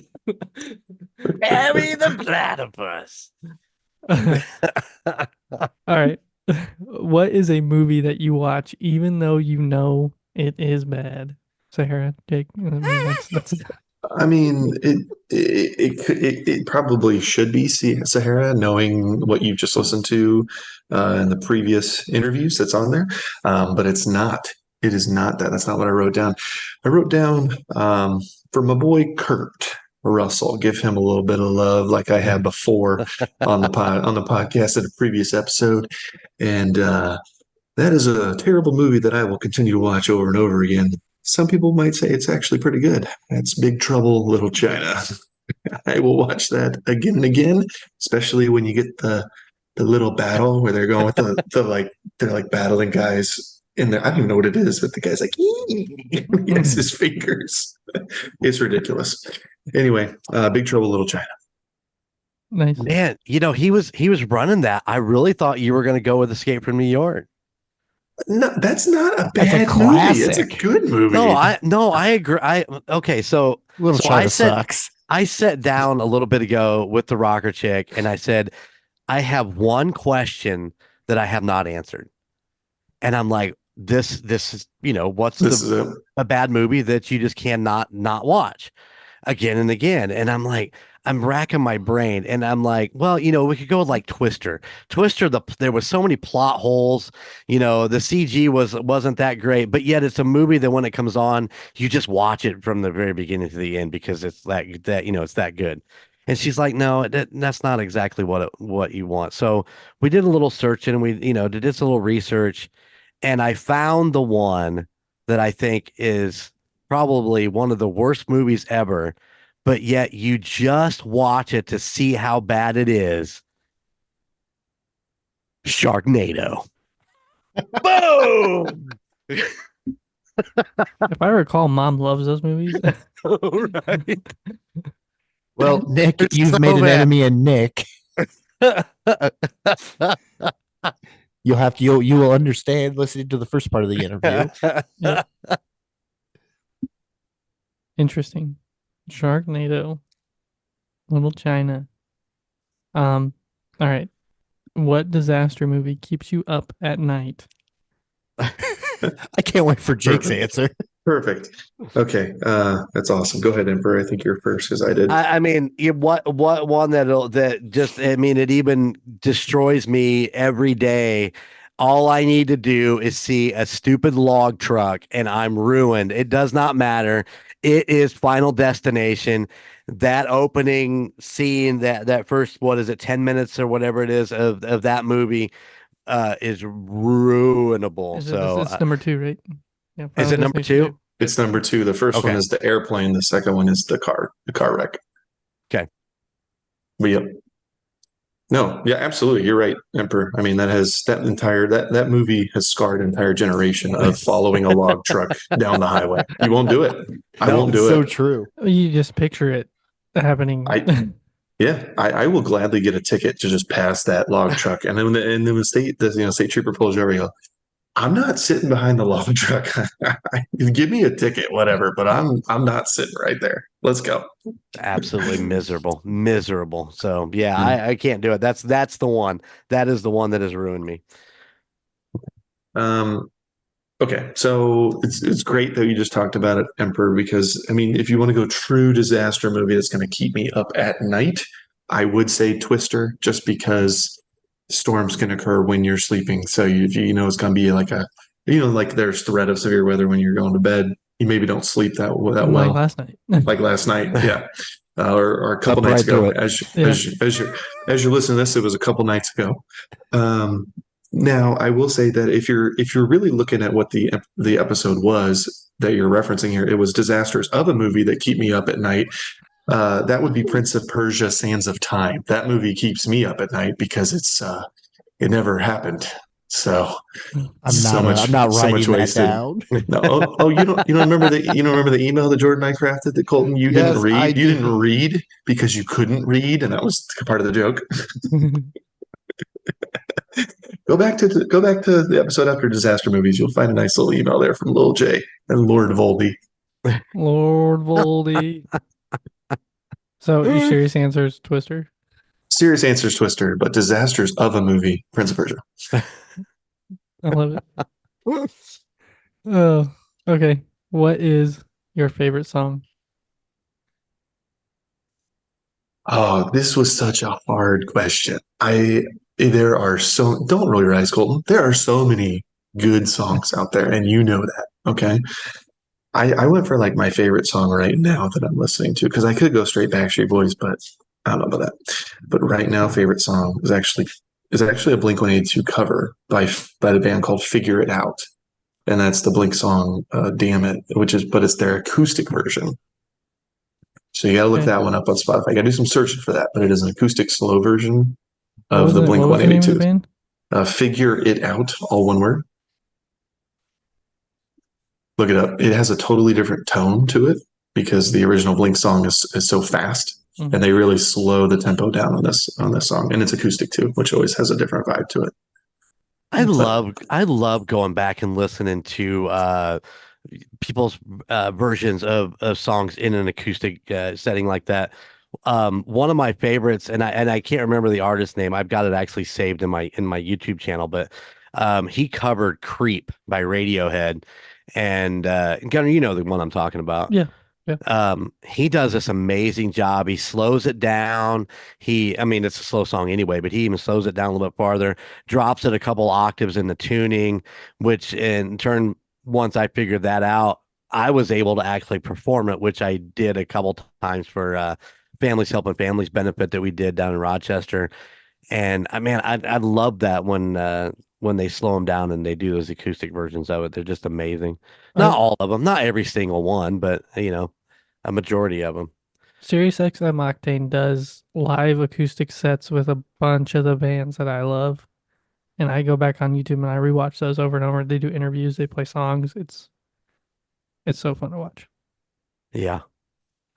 But as far as what my favorite song is, I mean, I got to jump back to my all-time favorite band, which is Flicker Stick, which I did drive 18 hours to go see the reunion show.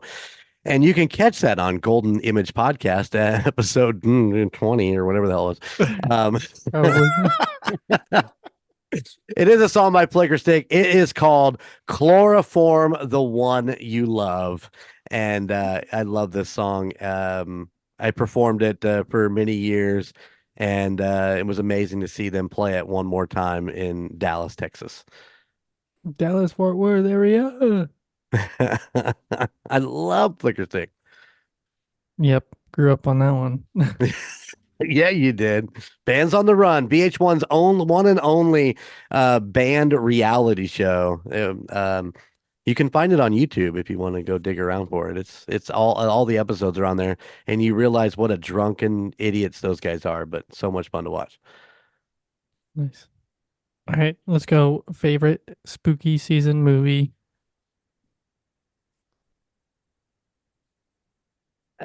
Once again, I struggled with this one. But I did fall back on an oldie but a goodie for me, which was the 1986 movie with the director of Charles Smith, which starred Mark Price, Tony Fields, and Gene Simmons. It is Trick or Treat.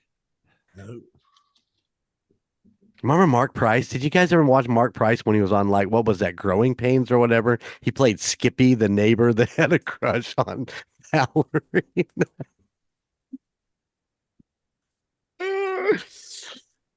No, never watched Growing Pains? Nope. No. Alex P. Keaton? You know who Alex P. Keaton is? Chico? Who's Alex P. Keaton? I don't know. Really? I Alex probably P. Keaton? do. I probably do, but I probably don't. You probably know him by his surname, Marty McFly.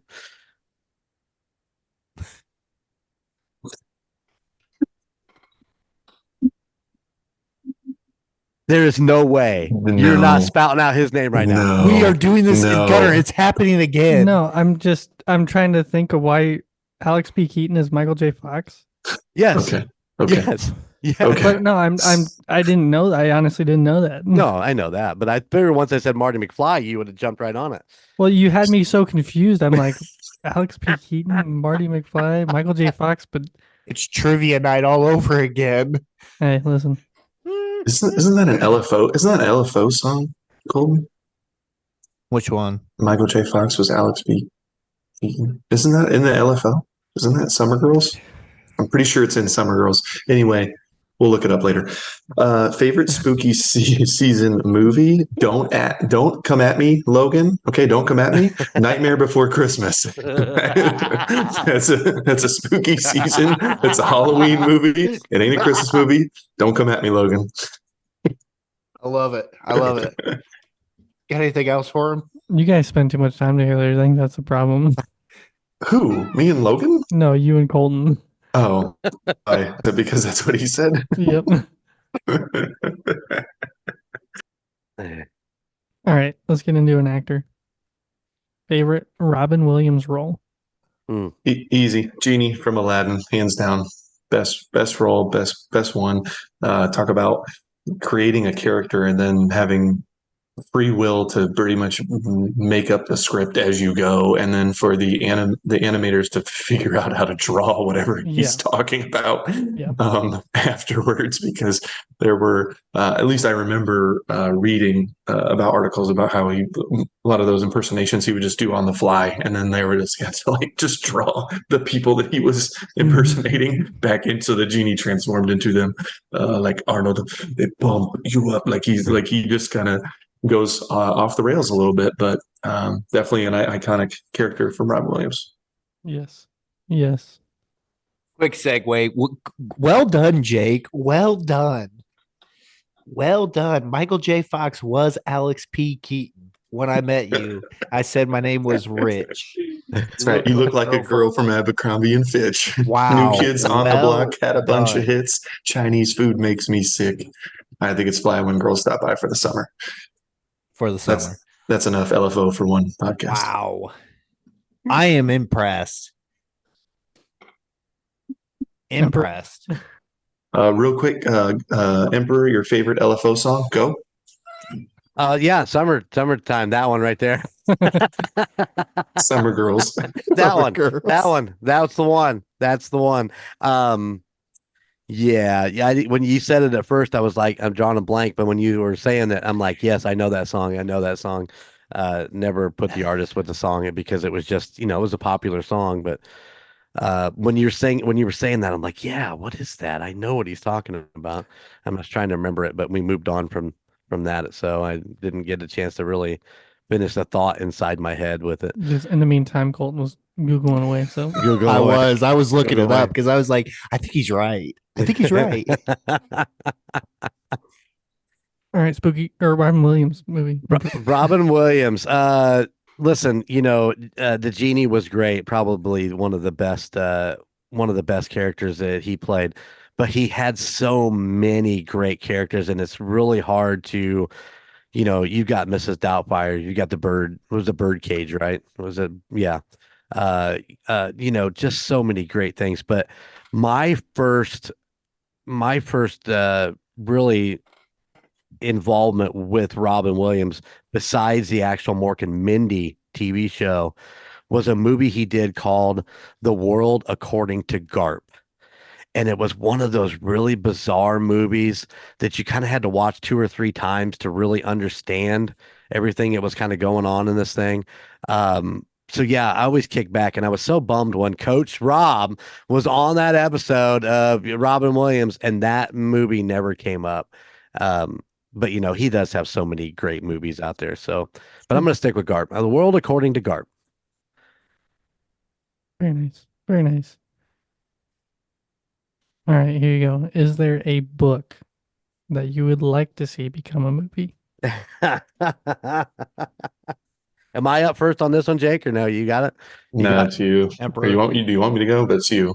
No, I mean, mine right now is, since the Court of Books and Booze started doing their thing, even though they're done now, they started off with a series called Throne of Glass. And honestly, I read through that whole series with them, and I really loved the idea where they went with this. And there's so many spinoffs there, whether that was a spinoff, I don't know, but with the Crescent City and the Court of Thorns and Roses and all that other shit that I've been listening to. But Throne of Glass, I think, would make an amazing movie series if it could be done right. I mean, I thought, we were all excited for Twilight until they totally screwed it up in the movie theater. So what? Screw that up. Yeah. Do you know how much money that made? I know, and that's why they got pushed out so damn quick, because they were making that of money. More money than we'll ever see in a lifetime, that's for sure. That's true. Listen, did you guys ever read the Twilight books? Anybody? Yeah, I did. Nope. Did you? So when you read New Moon, did you think that this book just drug on when she was moping in her house, where it just went over and over and over and over and over, and you're like reading chapter after chapter of this garbly gook, and you're like, they're gonna make a movie out of this, and I am gonna be so pissed if they spend a ton of time. But they did an actual good job of just kind of Going through the skirting over seasons. the top of it. We Yeah. should really skip that. That's exactly what the script reading was. We should just let that go. Why do you have 30 pages of just Bella sits there? Yeah, that was tough. That was tough. But they did change Time-lapse. perspectives a lot in the book too. I wondered how they would do that in the movie, and they never really took different perspectives from Jacob or Right. From Edward or from Bella. They just kind of kept it with Bella, which is fine. But So, quick question then: since you read, I'm assuming you both read the books, I did. I read them Jake all. and Emperor. I have Yeah. not. I've been curious. By reading the books, are you team Edward or are you team Jacob? Or does that matter from watching the movies? it's I was Team Jeremy the whole way, so it didn't really matter. mhm. I Didn't you have a believe shirt that. at one point that said Team Never Jeremy? just said that. It's all about Team Jeremy. I believe that. I was Team Soka. Sorry, bad reference. M. Night Shyamalan. Jasper. No. Okay, sorry. Thank you for derailing that question, Gunnar. I appreciate it. Well, I want to know what Jake's answer was. I think that the movies did a terrible job of getting you on board with Team Jacob, but the books did a better job where you kind of pulled a little bit more for Jacob than they did in the movies. But it was Edward all the way. You knew that was going to happen. I mean, that's pretty straightforward Yeah. on what it was. The books are better than the movies for sure, like a lot of things. But that last movie, where pretty much 40 minutes of it never happened, I was just ticked. I remember just sitting there being like, no, this isn't it. I'm not. I don't like this. Are you talking about the ending? The fly, Yeah. When I almost stood up in the theater and went, "You motherfuckers! I can't believe you did that! What are you doing?" Yes, I was pissed. I know exactly what you're talking about because yeah. you're bought in from these books, and when you're sitting there in the theater and they change it up on you like that, they did what they set out to do. Yeah. Did you guys answer this question? Jeremy, the Emperor did. Oh, The Emperor did. Hey, it's the skin of a killer. Yeah, Skin of a killer. No problem. So I don't read fiction that often anymore. I used to. So I'm going to change the question because I can. What movie would I like to see remade? Starship Troopers, 1000%. So let's get that going. That movie should never be touched. That's false. Wait. So what do you read? Do you read biographies? Do you read? Yeah, like I do. Yeah, I read biographies or nonfiction or some history stuff. Is there a biography you'd want to see made into a documentary?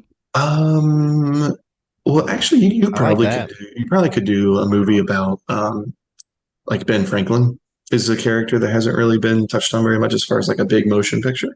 But his life is kind of interesting and kind of the part he played in the American Revolution and then crafting the country and who he was and kind of his failures along the way. I read a biography on him that was really, really good. I like that. It's just different. Yeah, that's good. But Starship Troopers should be remade. No. You can't change my mind. That needs to happen. No, it doesn't. You're wrong. No. All right. That's what I thought. This question, we talked video games this year, which Paul and I started becoming friends because of video games, and I know Jake loves video games, and the Emperor is totally 100% in Mario Kart right now. So it's a great question. He is. What is the one video game you always find yourself going back to? I mean, I'm a glutton for punishment, so Call of Duty just continues to rope me back in again and again, whether that's multiplayer, zombies, or Warzone.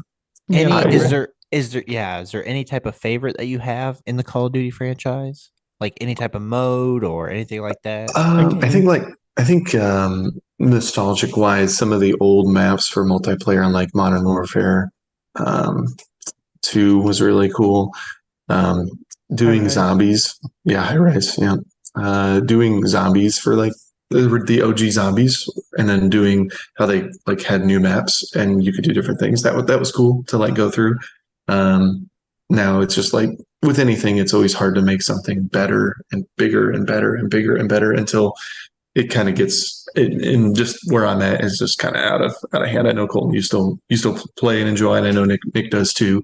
But it's just not something that really gets me too excited about it. But I still will play Warzone because I don't know what else to do on Friday nights where Chrissy's working and there's nothing else. I don't want to watch a movie, and I'll just go down there and get frustrated for 2 hours and then three if somebody's playing with me, and then go to bed. Jake, I just want you to know that I have a third for you and your resurgence team. Perfect. We will take anyone. I know you will. Emperor. Yep. And once again, I'm not a real big gamer. I never was. So, I mean, to be honest, my go-to, even when I got the Switch, the first thing I did was went back and played Super Mario Brothers 3. I had a Super Nintendo when I was, in high school, and I would spend a lot of my evenings playing that dumb thing and many hours on that. So yeah, even when I got this, that was one of the first games I went back and played just to try to, for that nostalgia feel and just hanging out on there. But yeah, so I'm gonna go Super Mario 3. Nice. And I have a question for you. In episode, I think it was 103, we talked about Colton and us playing Mario Kart together. Mhm. How bad was he that night we played? The first night we played? Yeah. Oh dear Lord. Yeah. Listen. It was rage. It was, we're having a good time over here. What the beep? I mean, even my phone was beeping him out. I mean, it was really weird. I never heard it censor anybody on there, but it was insane. Now, the other night when we played, let me Little better. rephrase this. We were playing and he was raging and yelling about turtles hitting him I'm having fun, and then didn't like the in-laws come in or something, and it was like boom, we just settled in and just went I think that chill. was the first night, actually. Yeah, that's what I'm That saying. was the first night. Yes. I was a little bit high strung that first night, and the mother-in-law came in and we calmed down Yeah, because yeah. we were having fun. We were having fun. We were having fun. We played the other night, and I mean, I hadn't played in like since we'd played that first time, and I was still learning all these buttons. I mean, once again, let's go back to the Super Nintendo, man. There wasn't, or even the original Nintendo, there wasn't that many damn buttons. You didn't have to use your index fingers. It was all thumbs. Is this, and that's what I was doing, and so and I hear Gunner on there going, Dad, you're being awful quiet. And I'm like, I'm just trying to learn how to do all this stuff. I don't even care where I place. I'm just back here trying to learn how to race and to try to be competitive and just have fun. But yeah, that night, Colton was relatively chill. So I think Aspen was in the. I think it's because Aspen was playing with us. He had a moment though. There was one moment. Jake, you know what we're talking about. Jake has no idea what you guys are talking about. I saw it in day after day in college. Don't you worry. Yep. Hey man, I had some nasty free for all Call of Duty matches. I was on one all the time. You know this. All right, what's your next question? Flying V Games on Instagram if you want to watch any Colton Rage videos. Or listen to the opening of Golden Image Podcast where you can hear some of Colton's. You cannot hear. I don't know who that is. All right, next question. What is your go-to Christmas movie? Go-to Christmas movie? I believe we're at the Emperor. We are at the Emperor. It's Colton's all-time favorite movie, all-time favorite Christmas movie. It is, Christmas Vacation. I mean, that is the go-to Christmas movie. And if anybody tells you any different, they're lying. They're wrong. You're right. Yeah, they're wrong. They're wrong. All right, ding, ding, ding. We matched. Christmas Vacation, Chevy Chase, baby. First match. I mean, there are some other okay ones, but that's the one you always want to watch. We do have a tradition of watching A Wonderful Life, and I do enjoy A Wonderful Life, but Christmas Vacation always makes me smile. So, yeah, Unless you're completely wiped out in Kansas City in a hotel room and you fall asleep during it. that's true. That's true. But luckily for me, they played it twice. They played it back to back, so I got to watch it twice. Next one is your favorite Tom Hanks movie. favorite Tom Hanks movie. There's lots. I'm sorry, Hunter. It's not going to be big. I know it's on your wall. We went through this one. I was on this episode, but it is still Toy Story. It has not changed for me. But playing Woody or voicing character of Woody over the decades now of bringing that in and even allowing time for younger generations to kind of learn about the Toy Story universe, if you will, with Toy Story 4. And I would anticipate they're probably going to make another one because they make money out of them. And yep, it's like a guarantee because parents, I will take my kids to go see it because I want to see Toy Story 5. I would. So it's Toy Story for me. Nice. Remember? Once again, it's like Robin Williams. I mean, Tom Hanks has so many great movies, whether you're talking about Forrest Gump or, the Da Vinci Code. There's just so many. But I got to go back to one of his early movies that I loved, from him floating on a raft of his suitcases with the moon and him sitting there just playing that ukulele. It is Joe versus the volcano. That is one of my all-time favorite Tom Hanks movies. There's just something about it. It's just one of those, stupid fun movies. Yeah, that's where we are. Go. Nice. I know yours is big, right? Would your number one Tom Hanks movie be Big? Yeah, mine would be Big. Obviously because it's on the wall in my top 10. But close second, I probably go Castaway. I Castaway's love good, yeah. Castaway. Yeah, I don't know what it is about that movie. I mean, that's one of those that there's so much like downtime in it where you could be doing something totally different with your life except watching this movie, but you're still stuck to see what the next adventure is in that movie. It's crazy. Yeah. All right. Favorite Netflix original. Favorite net. Am I up first on this one? I forget. Yeah, Yes. I'm sorry. We're going back and forth. I don't know, man. We're talking. It's just going on here. We're just having fun. I think Where you're are we just. at? I think you're stalling. You're trying to segue into find your. Dementia is kicking in. You don't even understand. Favorite Netflix movie or original is it's got to be The Ranch. I love The Ranch. Good call. I love Sam Elliott. And Ashton Kutcher, and I feel brokenhearted over the whole Danny Masterson thing. I mean, I wish that would never have happened, but it did, and it is what it is. But the three of those guys together made an amazing cast in that show, and it was always funny. And I love the fact that it's all about whiskey and steaks. But man, I got to throw a couple honorable mentions out. Don't let your babies grow up to be cowboys. Honorable mentions for me would be The Umbrella Academy and Avatar. The new Avatar series is The Last Airbender. I mean, they did a great job with that. Very impressive. So, Jake, you there you watched go. that yet? No, haven't watched that one yet. They did a good job. But will. Yep, but will. It's on the list. It's definitely on the list. My favorite Netflix original is a remake of a movie adapted from a novel about World War One, and that is All Quiet on the Western Front. It was recently remade. Colton will roll his eyes because he knows we had to watch the older version in Claire Benja's social studies class, but the newer one, Colton, is way better. It is really good, and it shows kind of the cycle of war pretty closely, and especially around World War One and trench warfare, and just the brutality of it. So, when did that come out? You get a date on that? 2022. I think it was 22. 22. Just a couple years ago. The wife and I started it. Started it, didn't finish it. Yeah, we haven't finished it. Nice. 9-9. Yeah, Brooklyn Nine-Nine can take precedence. That's fine. All right, let's go. Favorite Tom Cruise movie? Oh, favorite Tom Cruise movie?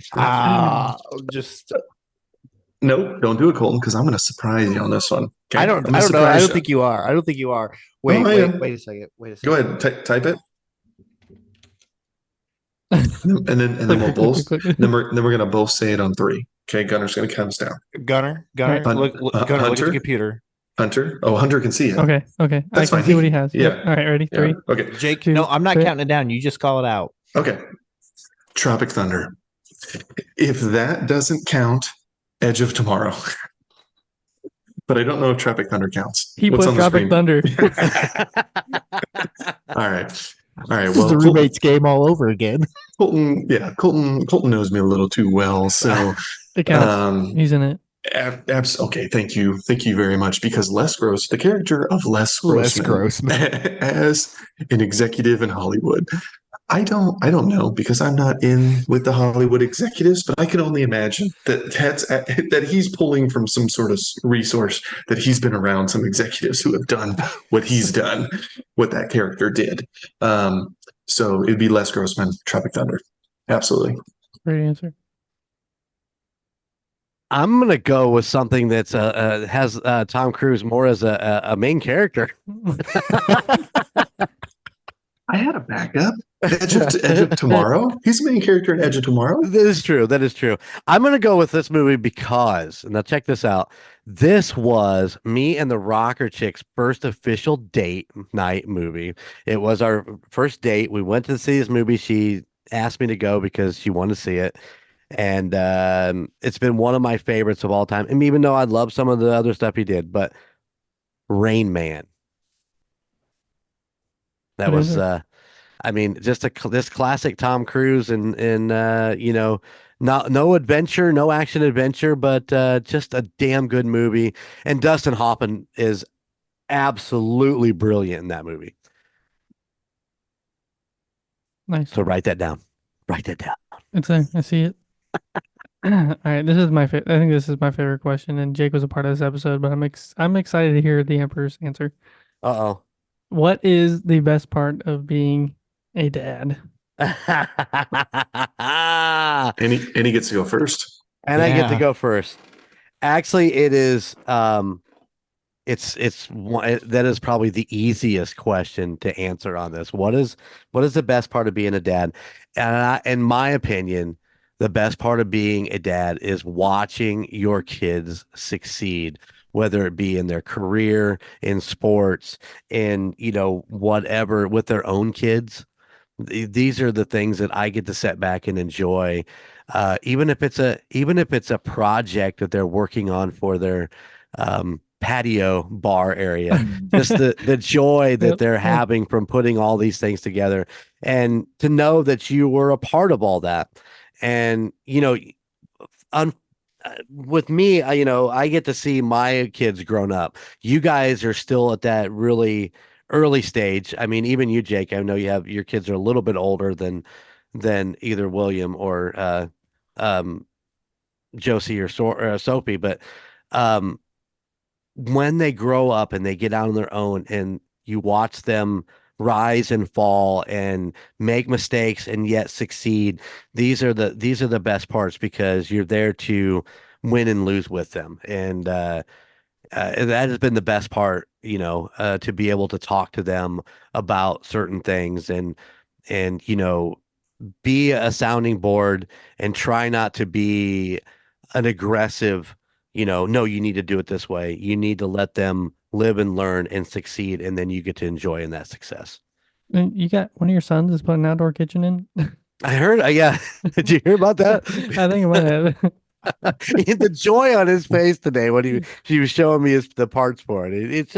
It's great. I love that. And even with Skylar, I got a chance to sit down with him tonight and talk about certain things that are going on. And it's nice to be able to give advice and then, let you guys run with it and try to, you can take it and build off of it, or you don't have to. I mean, I'm not aggressive in that way, but I'm here for you. And when your kids, when your guy, all of your guys' kids get to that stage, you'll really see it, you know, whether it be in little league or in high school basketball or, those kind of things.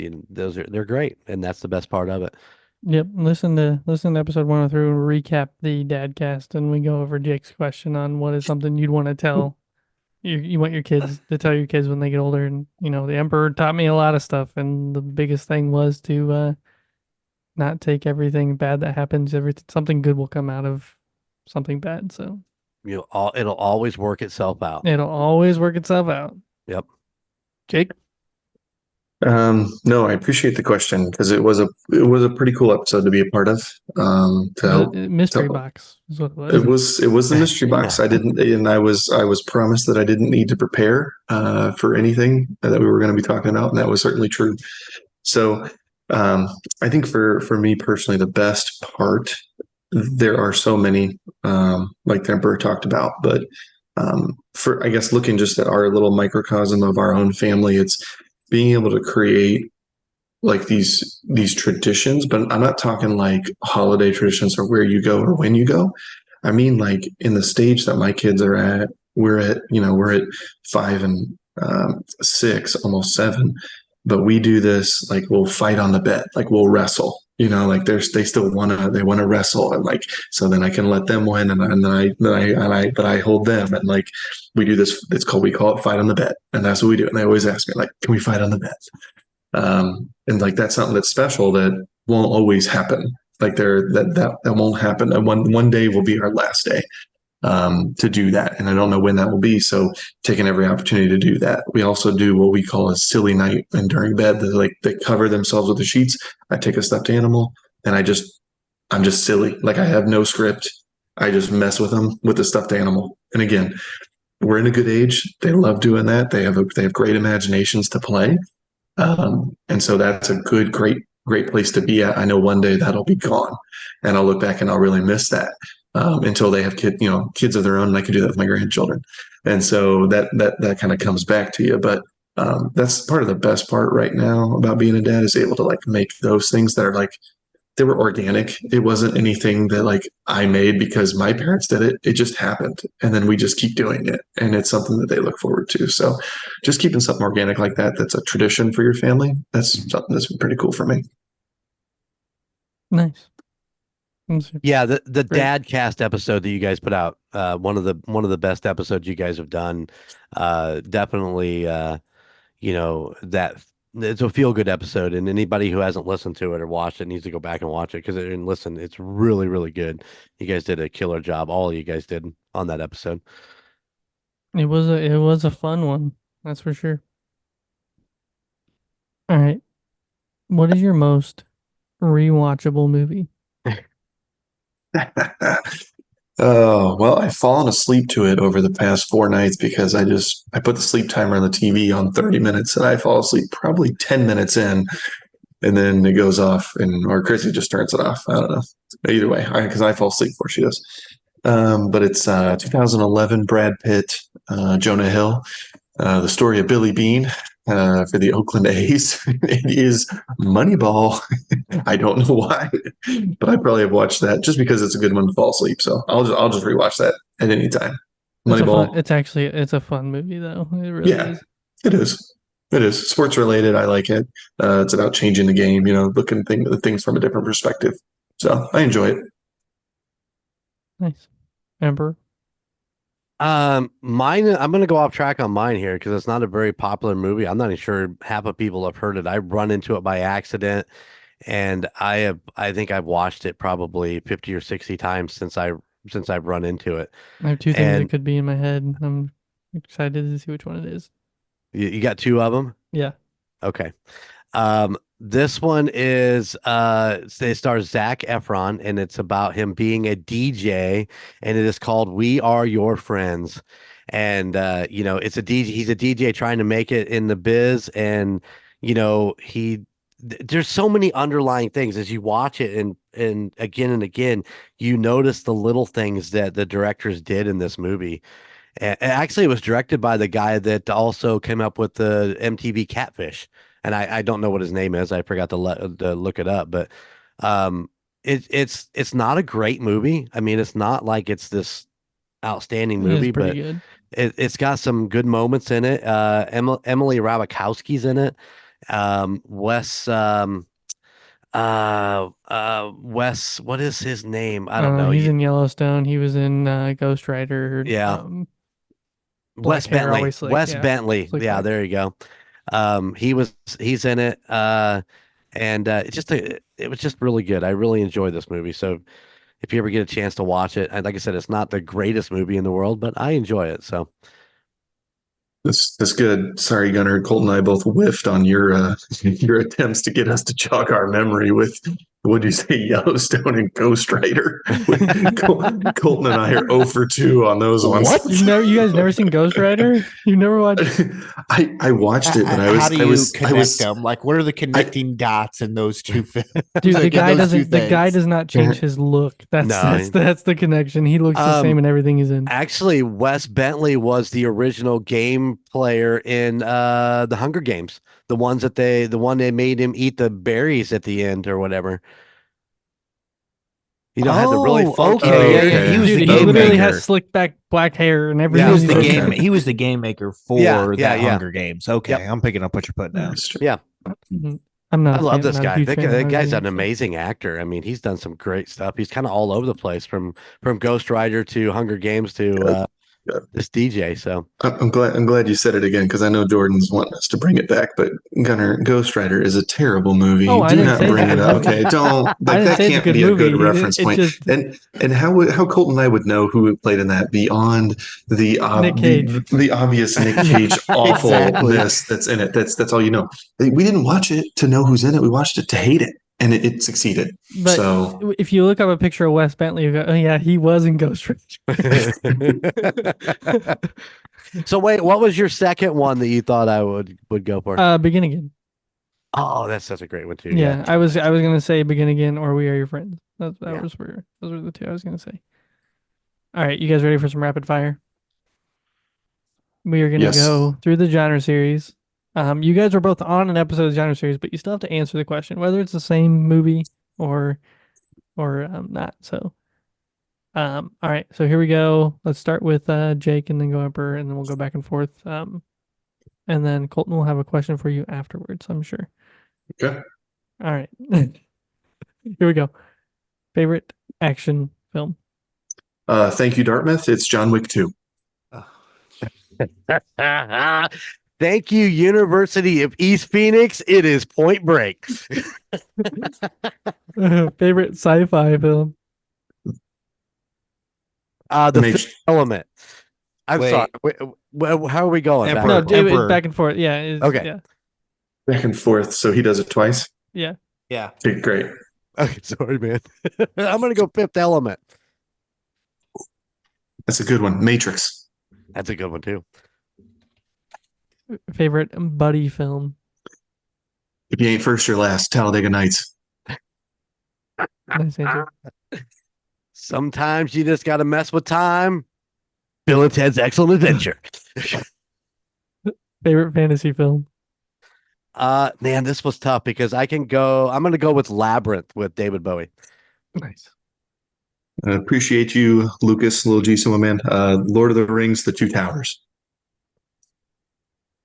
And then favorite gangster film? The Departed. Goodfellas. Nice. There ain't really much to talk about with those, is there? But boom, there they are. Bam. Boom, there they are. Other than the fantasy genre, just as if it didn't happen. It's Colton. fantasy. Thanks, Lucas. Colton's over here typing. Holy He's crap. trailed behind. He's like, crap, what was that answer? So got listen. him. I got him. Before you ask your question, though, I did have a couple of honorable mentions for fantasy. Do you guys remember? Did anybody ever see the Beastmaster? I can't remember. I think his name. I can't remember. Mark something. It was in it. I mean, this is old school. Hercules style. Things where he could talk to animals, and it was a crazy movie.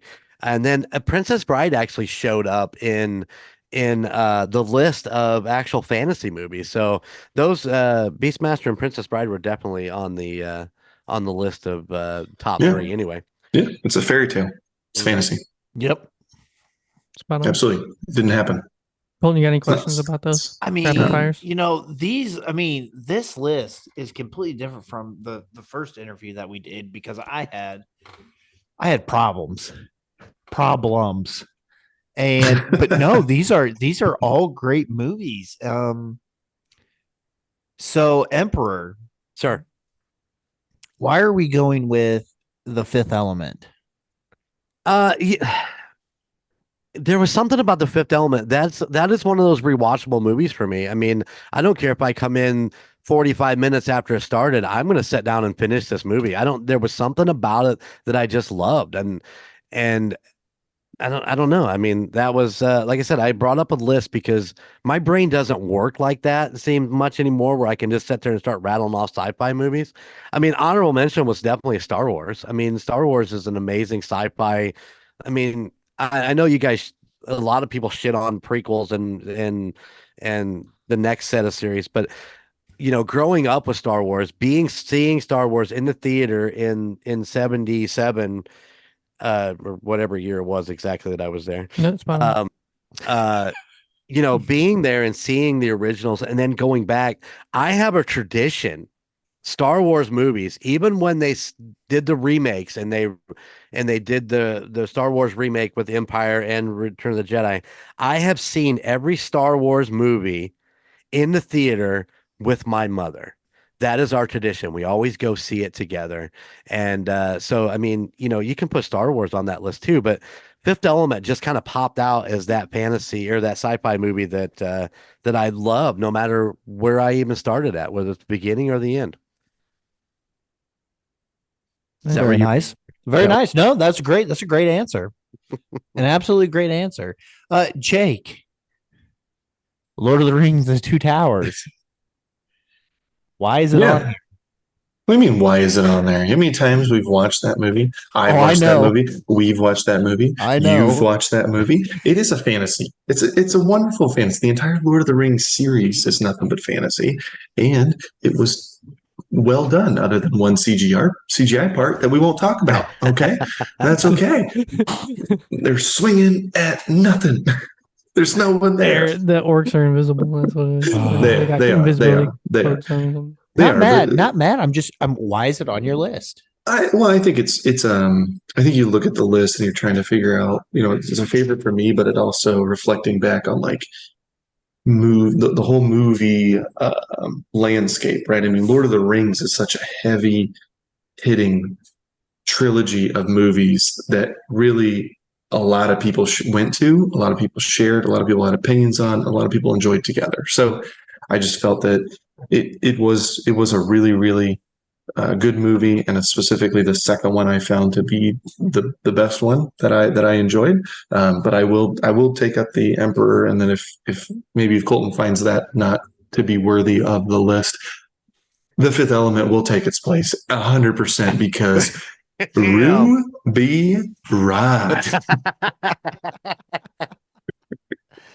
As much as I hate him as an actor and all the other stuff we talked about, Rush Hour, I did like him in The Fifth Element. I mean, that was the perfect role for him and his persona of how he acts. And so, yeah. Very nice. I didn't know him before that movie. And it took me a long time to figure out whether it was a guy or a girl. So I'm watching it, and I'm like, okay, yeah, it's a dude. I actually just watched something on that, and it said that role was actually meant for Prince. Really? Yeah. But the reason why Prince didn't take it is because the wardrobe. Prince wanted to have his own say on the wardrobe, and they're like, not going to deal with this. Chris Tucker, what are you up to? Yeah. You're not going to mess with the wardrobe. You're not going to mess with it. It's a very particular wardrobe going on in that entire movie. Didn't it win an award for costume? Mm-hmm. Yeah, sure did. I mean, I don't remember which one, but it did. Man, I hate to say it because I love Prince, and I've loved most everything he's done throughout his his career. I love his I don't give a shit attitude about his music. But he would have ruined that role. That would not. I just can't. I can't see it. I just It's cannot one of, see it. I was gonna say it's Can't one even of know. those movies that you have a role and a character so unique to a certain style, and to have that be portrayed almost perfectly, Yeah. and then to find out that that person wasn't the first choice, it's like you can't imagine anybody else in that role. Absolutely. Yeah. Yeah. It's no. I mean, you could look at your list here. I mean, could you imagine Point Break if Keanu Reeves isn't the main character in that? Right. Yeah. I mean, Point Break or Bad Boys 2? which one? Which one do I want to watch? I don't even know. Which one do you think I'll prefer? No, which one do you want to watch first? Come on, Jeremy. What's that movie? I don't even remember now. I know we talked about it. I remember exactly when we talked about it. It must He have hasn't. been. What was it? Jog on. Joe Gone? He hasn't watched them. Jeremy, Hot they're on your- Fuzz. They're Hot all under your Fuzz. voodoo. Okay, You can that's watch them right, anytime that's you right. want. You're on the Voodoo. The Cornetto trilogy is on the Voodoo. Get on it. Man, I'm lucky to be able to watch Tournament of Champions. Did I tell you that Tournament of Champions, that Brooke Williams is no longer on there? I'm so sad. I quit watching it. I believe you. All right, last question. Last question, and this one is mostly geared towards Jake. But the Emperor, you have to answer this one too. What were your overall thoughts on the They Live episode? Did you listen to both parts? Go ahead, Jake. I'm gonna let you go first. Okay, great. Okay, perfect. Perfect. Well, he launched that. So listen, most of this is going to be kind of ad lib here, but the only thing I wrote down was I absolutely love the crossover. I think that was appropriate given the movie and when it was released anyway, too. So like it just makes sense that it's a nice little crossover. Would love to see that because I love the way that the chemistry works with Frankie Vegas as well in there. And so that really works. Frankie Vegas. Frankie Vegas. Yeah. But I'll be honest with you, I wanted more material in the Call Guys portion. I know you were going for a cliffhanger, but my goodness gracious, Colton, you just kept teasing it and teasing it and teasing it. And you're welcome. The listeners are on my side on this one. Okay. We needed more meat in there. And I know who's responsible for setting up this entire episode. So this guy right here, Colton. No, Point at himself. you point at yourself there. Okay, for those of you listening on Spotify or Apple, whatever you listen to. Okay. Like I know that you guys went into the fight scene and how it was too long and how it was perfect. It was the perfect amount. Okay, and I'm here to tell you why. All right.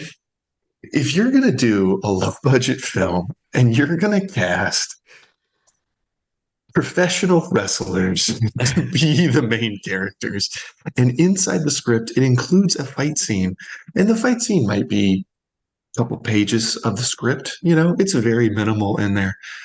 But if you as a director don't look at that script and go, what's our runtime right now? What are we looking at? Oh, we're under 80 minutes. How do we bump that up to being closer to 90? You know what? We don't even need stunt doubles. These men right here are their own stunt doubles. They do this for a living. Tell the trash truck driver he needs to get out of the way so we can finish this piece. I think maybe razzing a little too hard on the wrestlers for their fight scene. I think it was appropriate. I'm with Colton on this one. It was more than appropriate.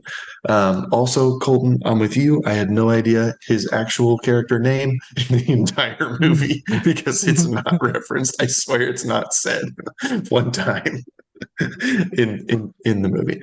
I think you guys also maybe touched on is it remakeable? Can you do it again? Can it go? Should it be remade? Should and could it be remade today? Right. So I mean, could is absolutely. I mean, for sure it can. Should should is I'm a little bit rockier on should, only because I don't want it to turn into a political movie, which I believe it would. It would turn into something sure. that's connected to some either political party. It doesn't matter which one. You would just be viewed through that lens. And I didn't get that from the original. That wasn't really what they were going for, I don't think. But maybe that's just because I was removed from politics at that time. And maybe because I'm older, I'm a little more invested in it. But that would be my only worry, that if they did, that would occur. But I love the episode. I love what you guys are doing. It was a great crossover. Great to bring in the perspectives of everybody that was there. And I'm ready for more. So I've got a question for you though. Okay. If it was remade today, who are we casting as the two main characters? Great question. You guys asked that question, and I think I didn't listen to the whole thing. So remind me, was John Cena thrown out there? Was that somebody that somebody put? Yeah, I thought so. Or no, that was the Emperor, wasn't it? Didn't you say? No, I think it was Colton. It was Colton Colton? John Cena. That's It was right. me.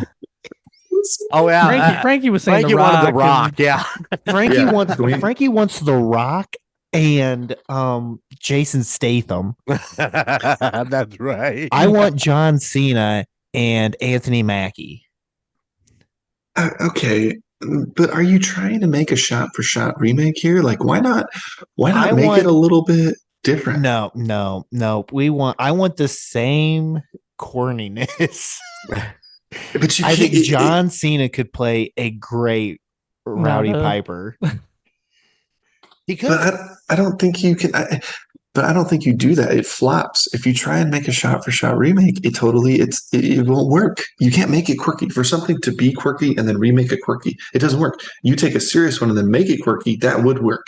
That's not going to work here, Cole. Jake, there's very minimum things to do with this script to make it better. It's called money in a budget. That's all this movie needs is money in a budget.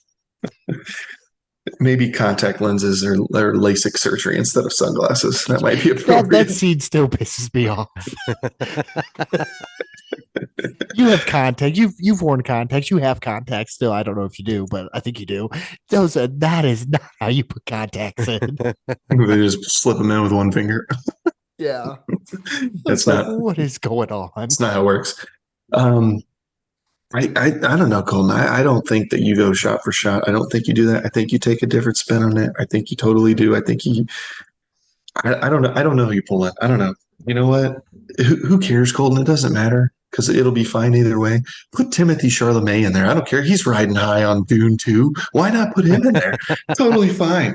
You think that body can withstand a 12-minute hand-to-hand combat scene? It's not going to be in it, Colton. It's not a shot-for-shot remake. I cannot say that. I cannot stress that more with you. Okay. Then don't make the movie. Don't make the movie then. Don't make your movie then. I didn't want it. I hesitated to make it. You're the one who's making it. Oh my gosh. Just don't make your movie. This is coming back. I did re-listen to a portion of an episode where I mentioned, you said, it was Arnold Schwarzenegger, and you said collateral, and I said collateral damage, and then I corrected you, and then you just started talking more about the movie, and then you acted like you corrected me, and you said collateral damage. And I'm like, don't correct me. You were the one who was wrong. And then you go, oh, I think I'm confusing myself now. I don't recall that. I don't recall that. Don't worry, I'll find the clip. And you know what we can do in the magic of editing? We can insert it right here. I thought you were going collateral for a second. Collateral damage is what he's in, if that's what you were going for. Yeah, same movie. Sucks. I think Collateral isn't that that's the Tom Cruise Jamie Foxx movie. Foxx? Yeah, Collateral Damage. I think it's the movie that you're trying to. No, I'm trying to think. Don't put this on me. I said last time, and you were incorrect. Like, don't put that on me. The listeners know Colton was wrong. Oh, thanks, Jake. Thanks for the edit time. You find the clip. I will put it in. I will find the clip and timestamp it again. You will find it. I'm glad you just listened to it, Colton, because you were wrong. I said collateral damage. You said collateral. You're right. I'm not saying you're not wrong. You also want the picture of Colton's shoes. Yeah, put it right here. Okay. That's what I thought. I loved it. Love what you guys are doing. It's awesome. Wow. Oh, that one, Emperor. I can't follow that. That's why I went him. That's why I went first. I actually originally I wasn't going to answer this question because I was in the episode, and when I talked to Chico earlier days, like, no, you need to answer the question. I'm like, okay, all right. Well, I've been told. So listen. My thoughts on it was I love doing it. I love the crossover. I love doing it in the way that we did it, where we left you with a cliffhanger. And I think the best part of that was the fact that I had talked to Colton and he had told me Jake was like, what the hell is up with the cliffhanger? Because that's what we were after, 100%.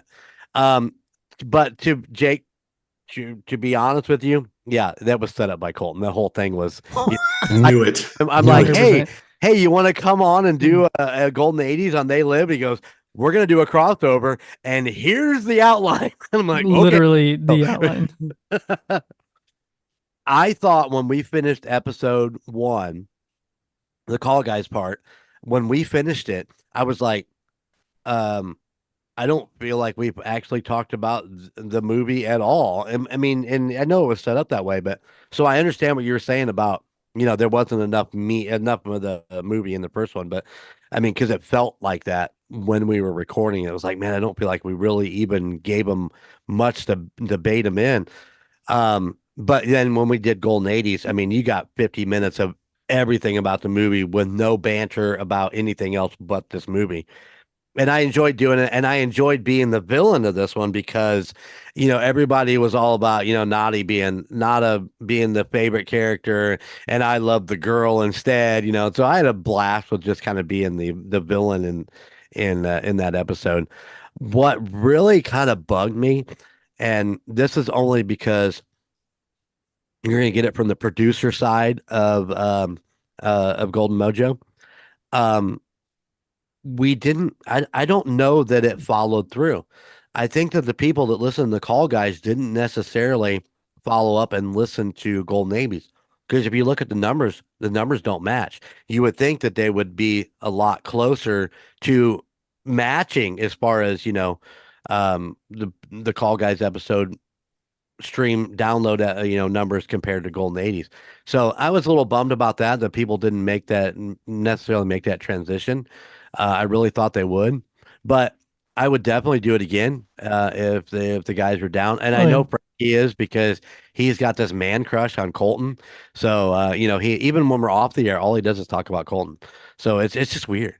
He calls me up at like 2 a.m. He's like, I was thinking about Colton, and it's just a little bizarre. But I love Frankie, and we deal with his quirks in every way that we can, and that's just another one for you. So that's all I got. I'm laughing at the phone I just looked at.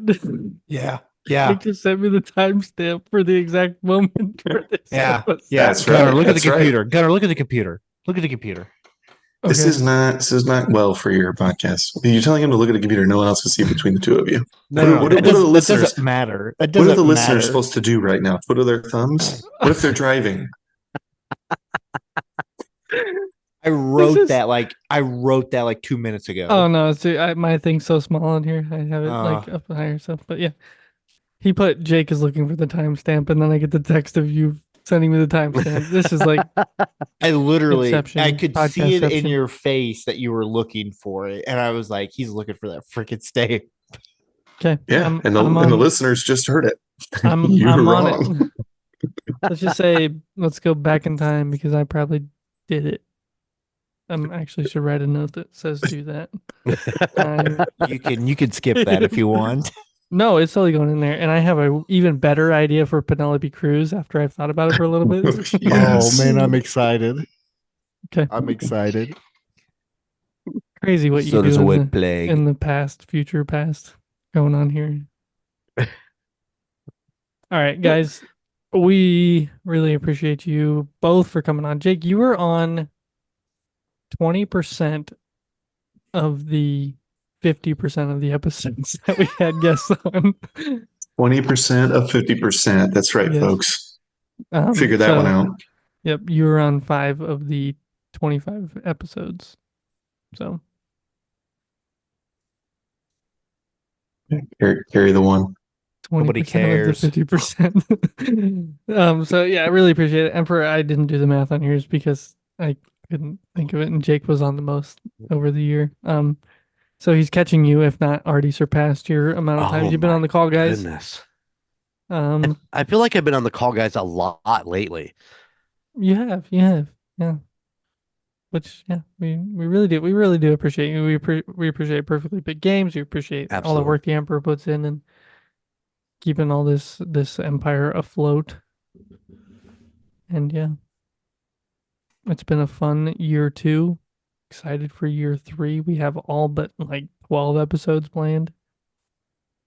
So we are ready to start rolling come next week, the start of year 3. New intro, new segments, new questions of the pod, new everything. So not new everything, but new stuff. Let me ask you this. Oh my. New topics and hopefully a lot of new listeners. So listen, guys, congratulations on completing year 2 and getting into year 3.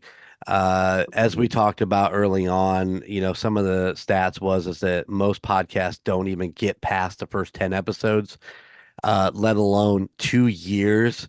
And your guys' record is impeccable. I mean, you guys took time off to have children, which is respectful.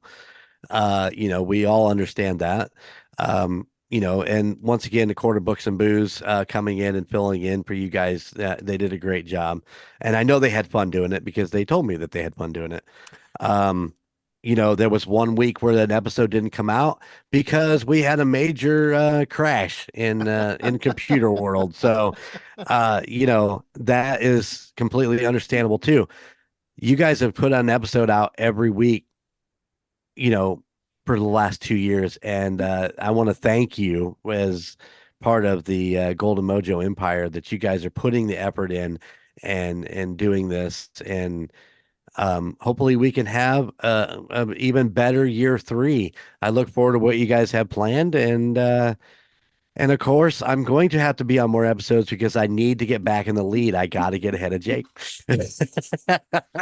Jake's totally our fall guy, right? So like we have a topic and we're like the night before we should have a guest. We should have a guest. Yeah, I was going to say that is. I'll call Jake. Yeah, I call Jake. It usually just starts with the phrase, "Hey, buddy, you doing anything tomorrow night?" Well, Colton, it's Wednesday, so I'm assuming this has to do with podcasts. Yeah.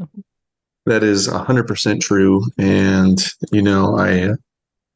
I am blessed to have friendships with all 3 of you. Gunner and Emperor.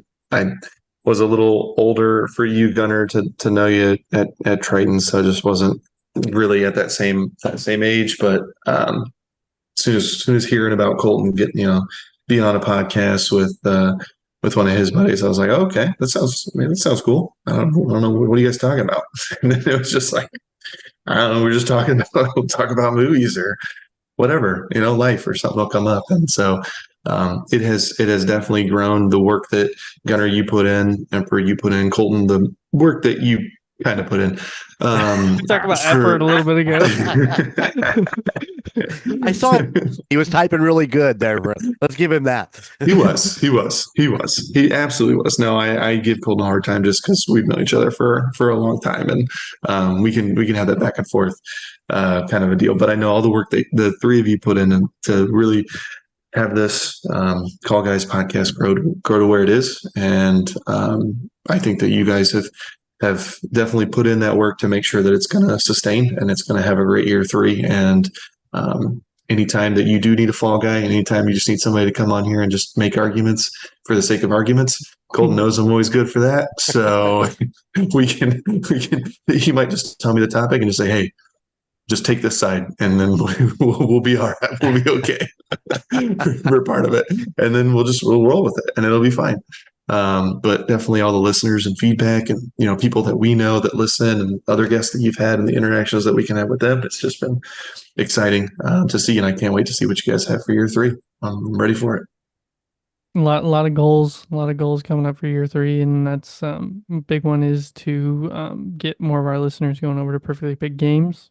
Obviously, I think that's a big one. That's why we're all wearing these shirts tonight. That's in case you're watching on YouTube, right here, perfectlypickedgames.com. Go check it out. But I really do. I appreciate both of you. Obviously, I've said it I think 3 times now at the end of this episode. But I also appreciate Nick and Tony both for coming on also and doing their part of this this interview process. And Nick had a family fly into town, and he took the time to sit with us and do that while they were here, or his sister, I guess, was it. But and then Jake, you also with family in town, coming and sitting down with us and doing this. So Emperor, obviously, I know you have all the time in the world. Yeah, I got tons of it. If you're not editing a podcast, you're recording a podcast or working on a video or big announcement. I'm gonna put this out on here just so any of our listeners that listen to the United States Paranormal, their Patreon to start April 1st.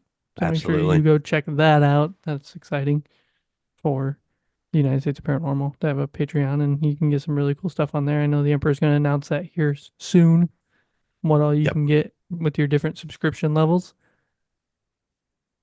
Probably, if anybody's listening, it listens to the other side, that's probably where it's going to show up at, because by the time I get everything locked down and ready, it's going to be right close to the end of the month, and we will actually do an episode that'll fall on that last Saturday of the month. So it should be, if you listen to the other side, which would be the March review, with the ghost, the future ghost, Just Logan, and me. That is probably where we'll make the final announcements for everything and then launch it on that. I do believe it's a Monday. April 1st is a Monday this year. So good old April Fool's Day. We have some great content already done and ready to go up on there. And we have some amazing ideas for what we're going to do in the future. And we're super excited. So hopefully everybody will jump on board and get on this exciting ride with us for United States Paranormal. It's a beautiful thing. It's a beautiful thing. And Colton mentioned earlier in the episode that you need to go check out our March Madness bracket. You can click the link down in the description or go to our Facebook where we'll have a post where you can click the link and the password will be provided to you to join. No cost to you. And just have some fun. You get a chance to win a free t-shirt. So go check that out. March Madness starts here, next week. It'll be Thursday. Well, technically it would be this Wednesday.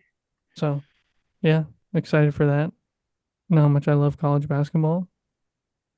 And I watch it all the time. This is the only time of year I watch it. I don't even know why. I don't even know that much about basketball, but March Madness comes and I'm like, oh, fuck, we got to watch this. Yes. All right. Well, let me get us out of here with some plugs. You got some plugs?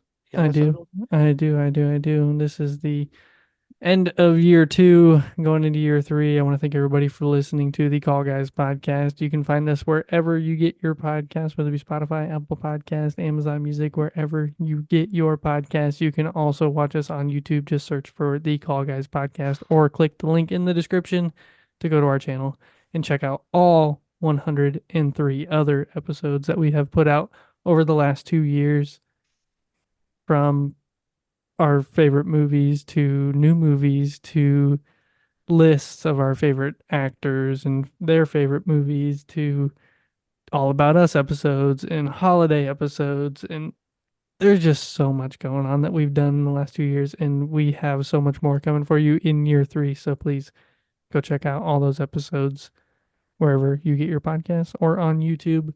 You can also find us on Facebook, facebook.com/thecallguyspod, Instagram @thecallguys, and TikTok @thecallguyspodcast. And then you can always send us an email. We'd love to hear from you all. Recommendations for the question of the pod, future episodes, anything like that. Send us an email, thecallguyspodcast @gmail.com. And then you can check out all the other podcasts under the Golden Mojo entertainment network of podcasts at goldenmojoent.com.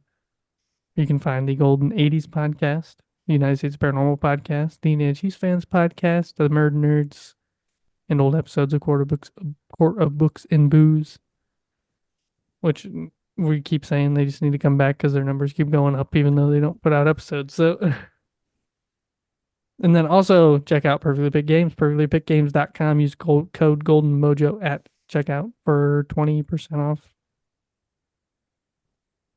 Go check out everything out. Everything. Go check it all out. I'm pretty sure Perfectly Picked Games on the Golden Mojo ENT website. Absolutely. So yeah, you can click the link there if you're going Yep. to the website. So. Yep. I going back and listening to the ad that we put together. Jake, you did a great job in the read. I listened to it every episode and just am amazed at what a great piece that we were able to put together.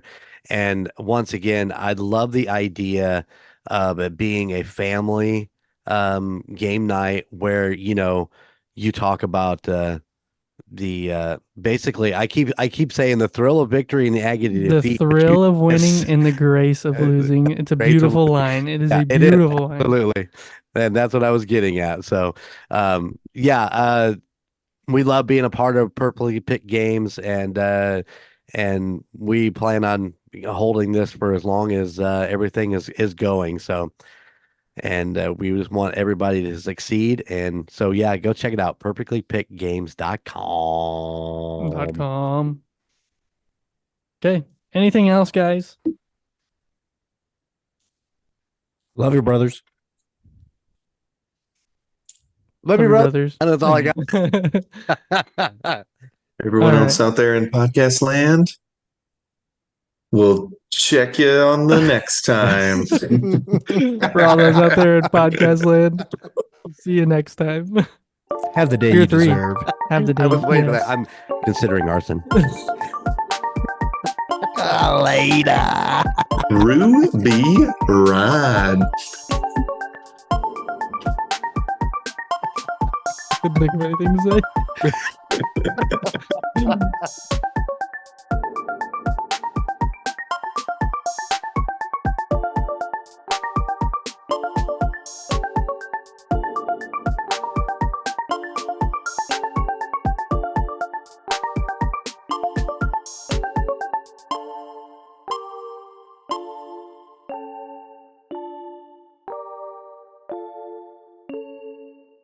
The